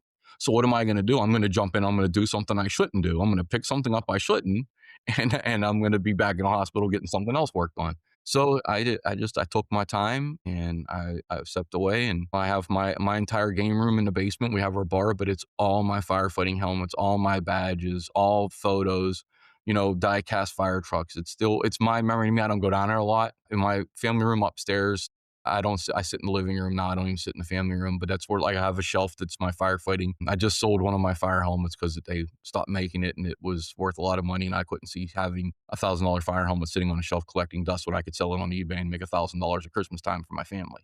So it's that. I mean, I own my own fire truck. I bought a fire truck. I owned my own fire truck and I used to drive it around the town like a car. I mean, it was so much. And I wanted so much for my son to be a fireman. I wanted to be a fireman with him. I wanted to Yeah. teach him when he became 14 to be a junior and show him and I only had one son and I didn't get to do it. I didn't get to. So I'm hoping to maybe go. There's a fire hall closer to my house than where I was. And that's where the three people from hockey are juniors. I'm trying to talk him into going to the junior program. That way I can then just join as an association member to kind of at Mhm. least be there. So on drill nights, I can go sit on the bumper of the fire truck and watch him and kind of instruct him. So yeah, I might not be a fireman to help him, but at least my wife can drive me up to the fire hall and I can walk the 8 feet in and sit there and watch him on drill night and experience watching him grow and hopefully want to be a fireman. And not that he doesn't know what he wants to do in life yet. He wanted to always be an architect because of Minecraft. And I kind of went to him and told him my friend was going down to be a fire marshal program. The head of our EMS, her husband was like when 9/11 happened, he gets a phone call, you need to be in New York City. I said, be that guy. Be that guy that somebody in this world needs. Mhm. Somebody get that level of mind that you know more than anybody, and then go be that person. So when they need help to find out why a plane crashed, your phone rings. You get to write your check to go do that. You get to make your hours for your family. So he kind of wants to go down. I think he wants to go down the fire marshal path. He wants to go in the fire, be a fire marshal. He wants to go into learning like about bomb detection, stuff like that. Get into like when like a crazy person decides to blow up a federal building. He's the guy that they call to come in and do that investigating. I said, be that one. Be that guy that don't just be the fireman that yeah, anybody can put water on a fire. Be that guy that has the knowledge that knows why. Be that guy that's standing in a hangar with a bunch of parts glued back together, trying to find out for these families why this plane happened so that it don't happen again. That's the hero you want to be in your own mind. Be that guy that finds the problem. Mhm. So that's what he wants. Either that or he wants to be an FBI agent. I don't know. He's all over. He's just all over. I said, you could be anything you want to be, Don. He's You're 14 years still old. You can young, be anything. He's still young, still got time. I'm 41 and still don't know what I wanna do with my life. Listen, I'm 46 and I've accomplished mine. I'm good. I'm gonna be a gardener. I'm gonna be There a you gardener. go. I just it ain't even about it. You know what I mean? I've done it. I mean, I've worked everything retail to printing labels at a printing press to U.S. Steel. I mean, U.S. Steel was the job. I mean, it was good money. It was at the time it was a fantastic medical program. Hours were great. Overtime when you wanted it and you needed it. Vacations were great. What wasn't great was being exposed to all the crap I was exposed to. And that's the route I'm kind of going down now with the Legion, being in a printing press, working for US Steel, the benzenes, the toluenes, all the coke oven gas is Mhm. known to. And believe it or not, I found a study that people that chronic pain, not CRPS, just chronic pain, a lot of times was caused due to a lot of old coal workers, steel workers, asbestos workers, a lot of people on ships would get exposed to chemicals and it removes the protective coating in your spine and your brain. And whenever you have a surgery or a severe fracture, you fall off something and break your ankle, that sudden shock is the lighter that lights the chronic pain. So I'm trying to tie maybe chemical exposure or pollution exposure laying in our bodies might have just been that fuel. And me having the surgery, them touching my spine with the fusion lit that fuse. So maybe it's just dormant in our bodies and it's that. So, I mean, it might be. I mean, I don't know. I don't know what the lesion would have been caused. It just grew out of for some reason, and I don't know. And that's the big problem is why? Why did it grow and why did it take it's 7 millimeters, which is equivalent to the size of a pencil eraser. So in roughly 13 years, I grew a 7 millimeter lesion the size of a pencil eraser in my brain. And there's particles around it. So there's other ones that are that are small that are building from it. So it's to me, in my head, it's like, oh, great, more doctors. Oh, great, more doctor visits. Like, I'm all cool. I'm so cool with the virtual doctor's appointments. I love them more than anything in this world. I've never even met Mhm. my CPAP doctor. I talk to him every day in my life, and it's so nice. It's no traffic. When my wife has to take me to doctor's appointment, she has to work a Sunday or she has to leave half a day and then the next day work a 12-hour day, leave that job, go to her other job. Her other job's cleaning an office building. So, she goes from sitting in a computer in her dining room to carrying people's garbage out, and Mhm. it's so overbearing for her. She's so tired. She's so worn out. And she doesn't have any evening time. We haven't watched one Christmas movie. We don't do anything as a family in the evening. By the time she gets home, she takes a shower, straight to bed, she gets up at 4 in the morning. So we have our weekends whenever we can. My son, like I said, he's in the sports. When they start up, I mean, weekends are consumed. Her and him are gone for every sporting event. I go to the ones I can get to where you can drive up to and there's not a giant field to walk across. It's just it's so dearing on a family and that's a lot of things that beats up us as the dads, the fathers, the man of the house. Yeah. You have to look and be like, I mean, like you said, you have 2 daughters. You're just now getting the man of the house. It's gonna take you another, 15 years before he can take over being the man of the house. So you have to, your issues, you have to keep them under control till he can take over. My son has to put my socks and shoes on in time for me. I physically can't do them. My son dresses me. He helps me get my shorts on. My meals are prepared by them.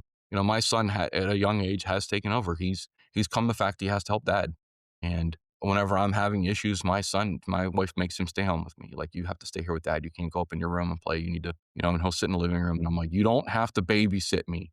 He's like, no, Yeah. I'll stay down here. I'm on my phone or I'll get my Oculus. It's just stupid stuff. But it's unfortunate for him at a young age. He has to endure it. I want him to be that kind of man too. I want him to be the one that wants to help people. I want him to be the one that holds the door open for somebody. I want him to have that respect that this country's losing.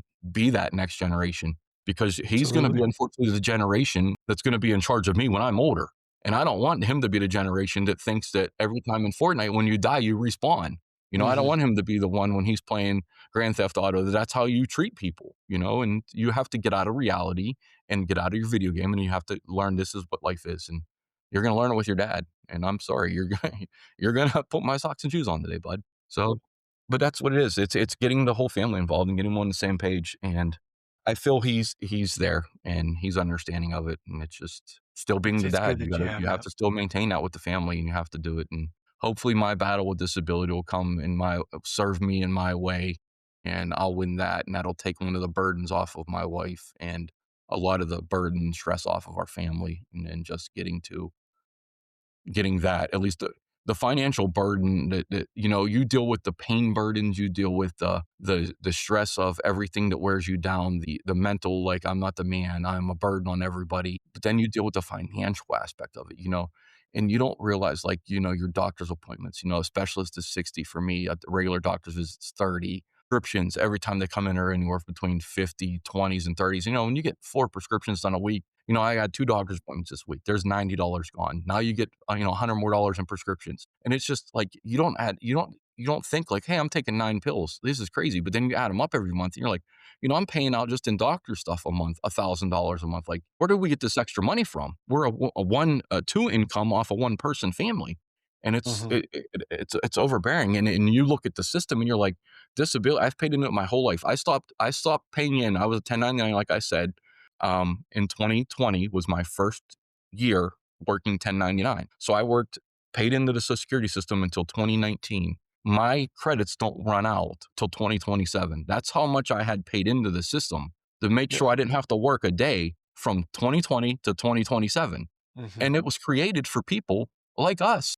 That's what it's designed for. A doctor, a surgeon, all these, and I told my lawyer, I said, you can say that my family doctor's siding with me with disability because he's my family doctor, but a CAT scan machine, MRI machine, they don't lie. They tell you what's going on with your body. Some guy smarter than me reads it, sends it to your doctor. He puts it on a piece of paper and sends it to you and then explains exactly to you what it is. So you can't be biased against a machine. The machine told her, everybody what's wrong with my back numerous times. So to go and say, well, he's not, my judge in her statement actually put, he's not in pain.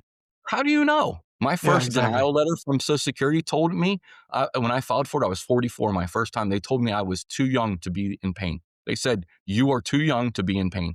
Denied. That's what I was told. Tell me how the system works for anybody. I don't under these groups. It doesn't. It's a broken, yeah, it's a Beyond broken, broken. flawed Yeah, system. it is. And I The look whole at it. medical system. Yep. I look at it like, myself and you look at like, soldiers coming back and, wounded warrior commercials and these guys that build these houses. And you're like, how do these people get disability? If I'm fighting like I am, what are they doing to these people? And I know somebody that had chronic cancer. And I mean, they were dying. They had pancreatic cancer, they were dying. They were denied Social Security. And I'm like, how do you live with yourself to tell somebody it's dying that you're gonna die poor? And it's a shame. It is. It's broken. You're right. The whole medical system's broken. And it doesn't matter what president you have in there. It doesn't matter what Senate, it's so big and so broken that you would have to dissolve it completely down, shut everybody off and rebuild it. And you could never do that. It's too big and too broken. And it's an unfortunate that the people that need it the most are dealing with the pain and everything. And I don't want to deal with it. That's the last. My wife has to deal with the lawyer. Now, I don't even know what to send them anymore. My wife did my appeal. My wife went through that judge's denial and went through my entire medical chart, 1,200 and some pages of just that year, and highlighted and put in the paragraphs of everything the judge messed up and sent it to my lawyer. And that's my lawyer sent that as the appeal. My wife did it to get them to agree with her. Yeah, it sucks that you're paying a lawyer to do that, but my wife's like, I'm not waiting anymore for this. We're going.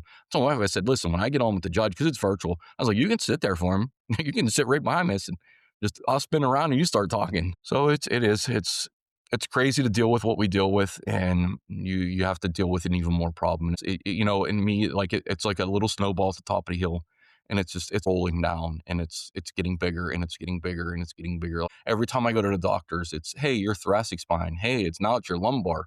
Oh, hey, you got a lesion on your brain. Oh, hey, your other foot's numb. Hey, your hands are numb. And it's that snowball. And it's like, okay, I got to stop this snowball somehow. I got to, oh, you're denied from Social Security. When's the positive? When's the rock going to come break the snowball up? When's and you have to stay positive. You have to do it. You have to just keep fighting. I drew my line in the sand with disability, and I'm not stopping. Even if it's my fight for everybody. It's my win is going to be a win that should inspire other people to say, I'm not just going to take this denial and put my tail between my legs. I'm not doing it. My next battle is Supreme Court of Pennsylvania, and that's where it'll be. I will not stop. And I told my lawyer, I will not stop. I don't care what it takes. I'm not letting them And win. I'm not trying to do anything to do. I'm not trying to scam them. I'm not trying to do anything wrong. I simply go to the doctors. I tell them what's wrong with me. The machines tell them it's true. And I base my appeal and all my things on what I found. And I'm not trying to get one over, but I'm not going to let them win. I will not let them beat me. That is my win. That will be my win. there you go. You've got your goal there, to keep fighting, keep, building that advocacy. Hey, I'll go sit outside the courthouse every day with a sign. I'll plant flowers in their flower pots. I'll kill two 'Cause birds with one stone. 'Cause at the end of the day, nobody is gonna advocate for you better than you. So, if you're not willing to advocate for yourself, then nobody else is gonna do it either for you. And that's something that we've gotta keep learning and keep fighting, whether it's Social Security or workers' comp or just your everyday providers when it comes to chronic pain and everything that we endure. We've gotta look out for ourselves, look out for each other in this community. We talked about how there's just not much knowledge or treatments or anything else like that in the US, and that's because I think that there's just not enough awareness, but there's too many doctors out there that have no idea what it is. You go to the emergency room and it's, "What's CRPS? I have no idea what that is." And you go to other doctors and, "Yeah, I don't treat that." And then you get those that hear CRPS and they're like, "Yeah, I'm out. I'm not gonna touch that." And I think that's part of the biggest problem, and, to a sense, I think that's where we all come in. Everyone in the community, it's spreading that awareness to make it more known and, maybe, we make it big enough and, well enough known that that's where, they start to look at, okay, this is a bigger issue than we thought it was. Let's start seeing what we can do. Let's start bringing some of these treatments that are in other countries that are getting good results, and let's bring them into the States, and let's start running them through the FDA process, whether it makes them, massive amounts of money or whatnot, which is what they look for when it comes to that. And start just doing right by everybody who's enduring this, and, maybe we can make some change. Yeah, I'll agree 100%. It's what it needs to be. It needs to be bigger. It needs to have more people talking about it, getting more people involved. And it's what it's going to take. It's going to take us to do it. We're going to have to Yep. do it. Just keep That's flooding why. everything. You go on Instagram and bring up a hashtag and you put in CRPS or CRPS warrior. It's the numbers are so low, but go put in like dogs of TikTok and Yeah, you're in a billion. And it's like you got to keep it going. You got to keep getting it, get that in there, get it recognized. But again, like you said, it's money. I mean, big med, and that's the problem. If it's not going to make somebody rich and make a whole lot of people under them rich, it's like okay, here's a pill. It's us. It's us yep, doing it. It's us. that's, peptides are another big thing that, people are using for, different things. There's some that are supposed to help with nerve damage. The FDA won't authorize it, they won't approve it because there's no money in it. Because how do you make money running through the FDA process and getting it authorized and available for use when it's a chain of amino acids? It's, something that's our body's already building. How do you make profit off of that? So they just try to ban and limit it and everything else, knowing that it's got those benefits that could really help somebody, but they're doing everything in their power to, not let it happen because there's not enough money in it. It's going to take us, and it's going to take somebody that wants to help us. It's going to take, unfortunately, you do read there are a lot of celebrities that suffer from CRPS, but it's going to take reaching out to them.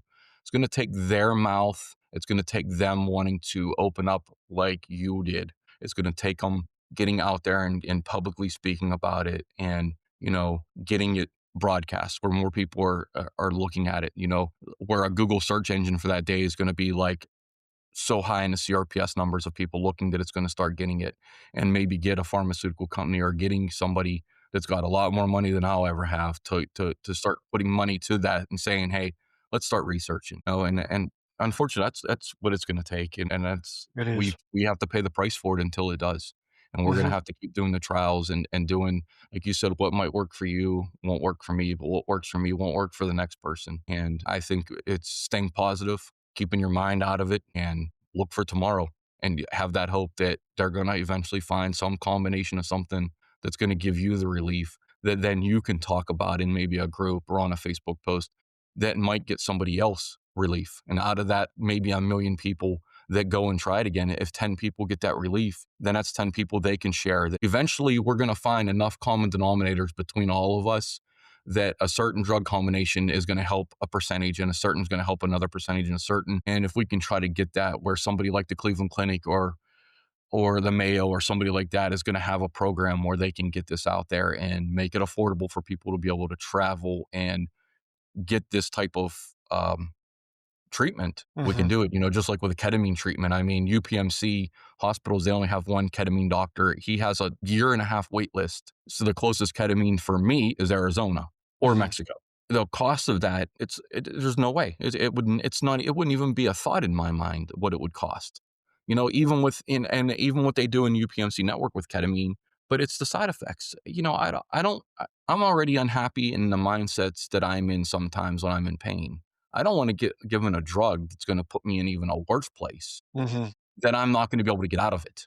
I can find my ways. I can go put on a gardening channel and get a notebook and write down things I plan on doing and get myself out of it. But what if I ever do something and I can't? Now, what if I'm in a bad place and I'm stuck in that and I get in that spot and I just can't get out of it? Then what do I do? Now I'm even worse. So I don't ever want to go back a step. And that's to me like researching a lot of the CRPS treatments. I took a big risk with that pain, the pre-alt that they used in my back, a huge risk. And it was, thank God, it was just an allergic reaction and I got sick from it. But I mean, the other side effects with the hallucinations and things that could have happened. I mean, there was a lot of really bad things that people experienced from it. It would not only have affected me, it would have affected my family, and it probably would have affected my family enough that I wouldn't even been able to live in this household. So I would never want to jeopardize just a trial of something ever again, unless you're going to guarantee me something. And as we all know, that there's no guarantee that what they do is going to even help you. Yeah, absolutely. So it's the future. You have to look at the future, and you have to look You and do. say, You gotta find your purpose in the meantime and find something to live for and keep pushing forward. For me, it's my family, it's my kids and, showing them resilience and teaching them that, no matter what life throws at you, you have 2 choices. You can either give up and let it beat you down, or you can stand back up and keep fighting and keep learning and adapting and just overcome it. That, at the end of the day, they can do anything that they put their minds to as long as they put in the effort. And, those are the values and that I wanna instill in my kids, and, I didn't wanna be the father who gave up and quit and everything else, so my purpose is, teaching them the resilience and trying to spread awareness and advocacy for all of us chronic pain people and CRPS people, and just go from there. I told my son last night, I said, "You need to be thankful that you never had an indoor building a deck with me." Because me and his mom, we built so many decks in our house. It's like whenever you held the flashlight, like I used to hold it for my Uncle John. He'd scream at me when he'd work on a car, And I told him, I said, Dom, you're so lucky that I can't build a deck right now. He's like, why? And my wife turned around and she was laughing. She's like, Daddy, you screaming at you the whole time like you did me. But I told him, I said, he said something so crazy last night. I was like, you've never held a flashlight or anything for me yet, have you? He's like, well, I was like, oh, I can't wait. You're lucky I can't build a deck. But it's him. And, like great now, like he's such a good kid. He doesn't take after me. That's for sure. He doesn't have my mill mouth. He doesn't get involved in anything in school. He just hangs out with his friends and does his things, does his homework. But he's a very book smart like his mom. I wasn't. I was more the street smart, learning how to fix things, learning how to tear things apart and rebuild them. My son is not that way. I mean, I asked him for two AA batteries and he brought me two D batteries. It's like kid, but and he does stuff like that on purpose to me. I think it's just his way of like getting one up on dad. But it's funny. Like he's like, go ahead, keep picking on me, dad. And I'm gonna unplug your CPAP machine. I'm like, Dom, it's not my life support. Like, come on. So yeah, but he's supportive of me. I really do think he is, and he worries about me a lot. And he tries to be strong in it, and he knows the struggles that I have, and he knows, like, he used to always run off, like, when I first got out and I was going I was still coaching his team, and I was like I would stay by the boards, and I would stay close so I could get down. As long as I was able to put my right foot up on a bench, like, put it up backwards or put it against the wall, my foot flat, I could buy my time. But if my wife would see me, like, out there pacing like a dog, trying to find a place to sleep, she knew I needed to take a break. And my son would always run off with his friends. And then I noticed as I started to get a little worse and slower walking, I would have to stop. And he would start walking with me and talking to me, going, he wouldn't let me. So I just noticed the little things he does that show he knows. And, it's kind of like a thing. You don't have to talk to him about it. It's like, you don't have to talk about it. We know. They Not see something it. just being a man to a man thing. Like, my friends don't have to call me. My buddy, he doesn't call me and say, "Hey, how are you doing today? How do you feel?" He knows. It's a good thing, yeah, and it's nice knowing that people do know what I'm going through and what I'm dealing with, and we don't have to have conversations about it. We can talk about, everything we do. He drives around a lot. He's a supervisor for the gas company, so he does all the stations, all the gas station, like, natural gas, where they transfer everything on transfer stations. He inspects every one of them and everywhere. So he's always on the road. So as soon as he gets out of his office, he calls me.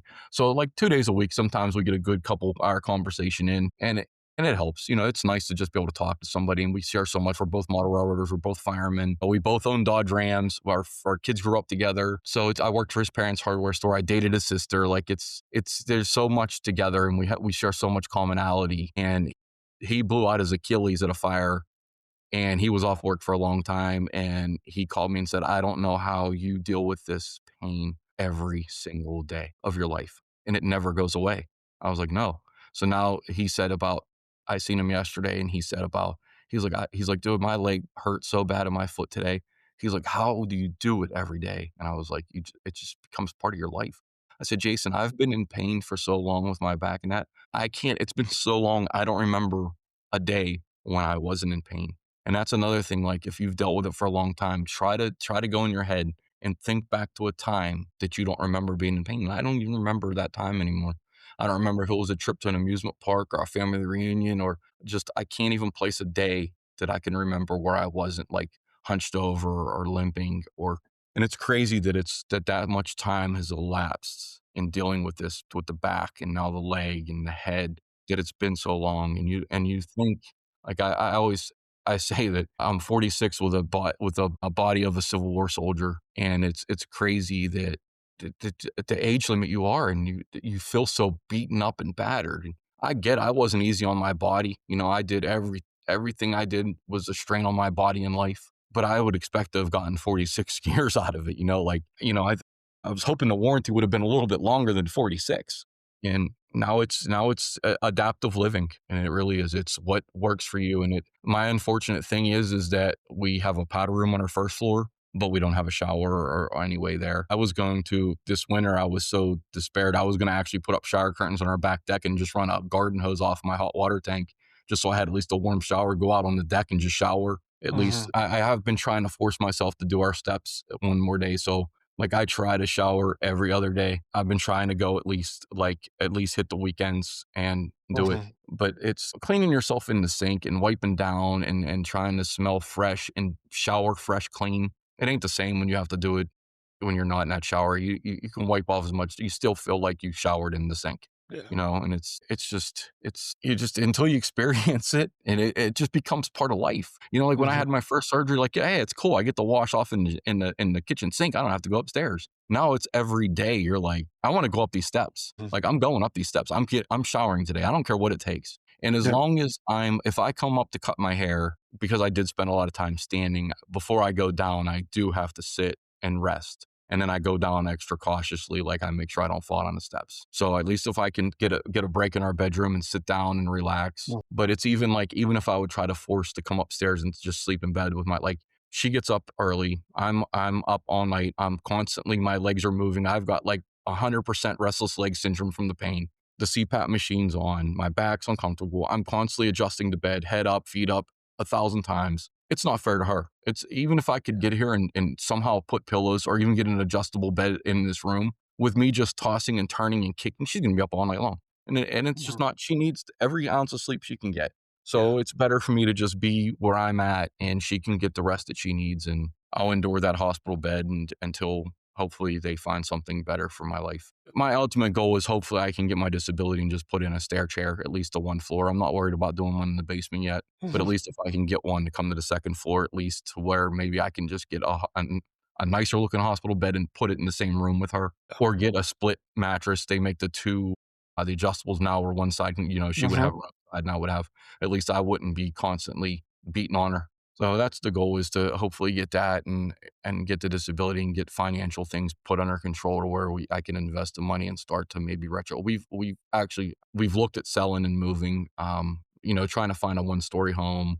with the square footage we want, and the land that you want. I mean, you can get a square footage right next to somebody, and Yeah. it's like, no, if our next move, it has to be, this was supposed to be the forever home, but the taxes here just keep out.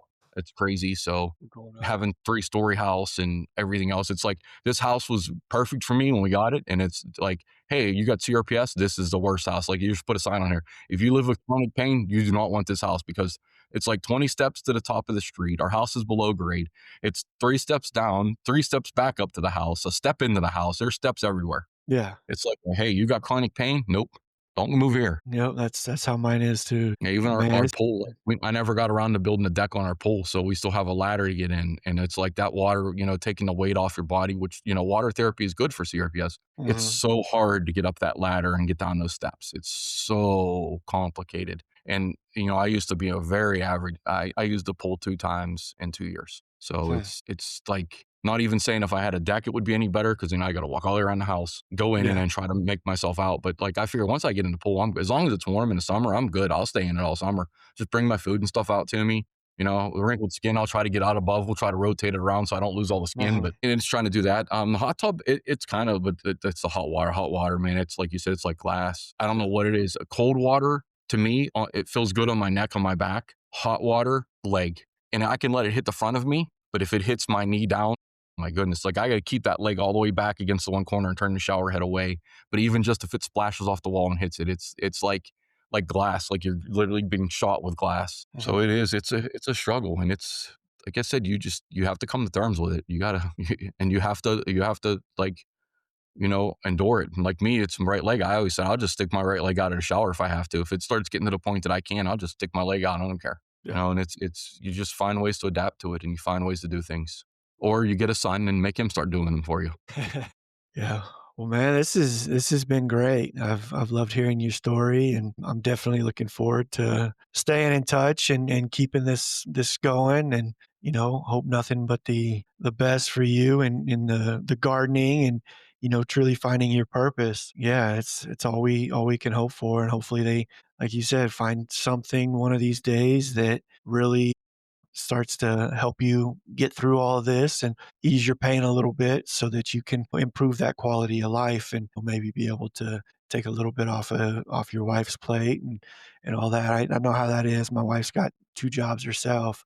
He's an elementary teacher and a referee site supervisor in the evenings and weekends. Yeah, I feel for you there and know the mental strain and the burden that puts on the man who's supposed to be the provider and everything else, 'cause, it makes you feel a certain type of way. But the good thing is, both of our wives are supportive in that endeavor and understand, what we're going through and, taking that step to help us and until we're able to help ourselves. But, yeah, it's great. And hey, thanks for reaching out and doing this with me. Like I said, it's my first time ever talking publicly.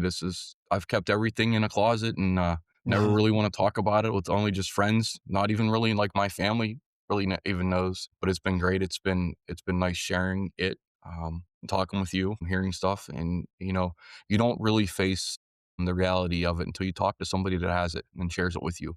Just like the Burning Nights group, you talk to these people on virtually, and it hits with you because there are people out there, and it's not just hearing statistics, it's knowing and hearing other people's Mhm. stories, and sometimes talking with those people, they help you out.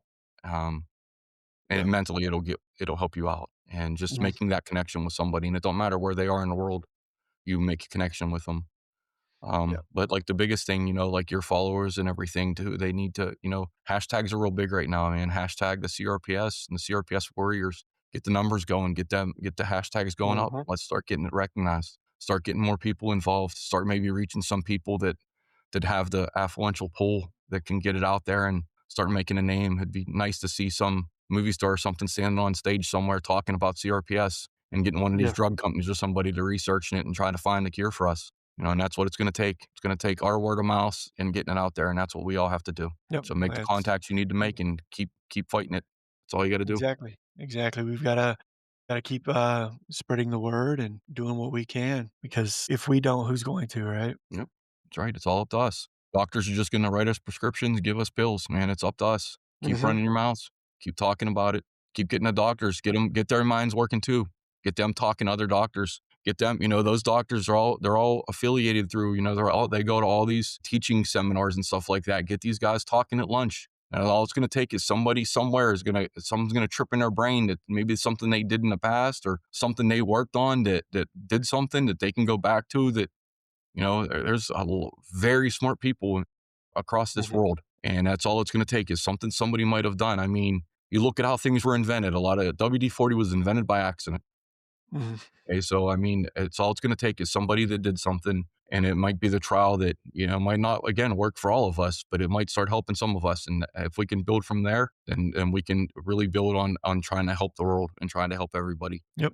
So that's our goals, right? Our next steps. Keep spreading that awareness and letting other people know that they're not alone and that we're here through this journey and this battle with them and that's where our life's got to go now. But I I appreciate you coming on and opening up and, getting out of your comfort zone a little bit. I know that you were a little nervous and whatnot coming into this. So I'm glad that you did this and you opened up and shared your story. And the hope is that, your story is going to help others share their story and so on and so forth. And we can cause that ripple effect to get to a place that we need to be. Hey, again, All right. thanks. I appreciate it. And Welcome. wasn't too bad coming out of my comfort zone. It actually Good. Good.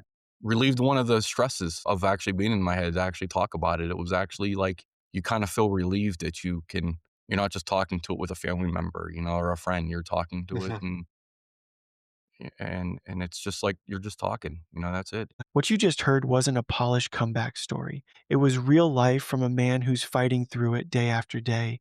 His pain is heavy, his challenges are brutal, but his willingness to keep showing up, to keep creating, to keep building something that gives him purpose says more about strength than any cliche ever could. If his story hit you, sit with that. Let it remind you that you don't have to be finished to keep moving. You don't have to have all the answers to start rebuilding. And you damn sure don't have to hide what hurts. To Chris, thank you for showing up with honesty. Thank you for trusting me with your truth. And to everyone listening, remember this. Your story isn't over just because life looks different now. You're allowed to grow something new out of the wreckage. We'll see you on the next episode.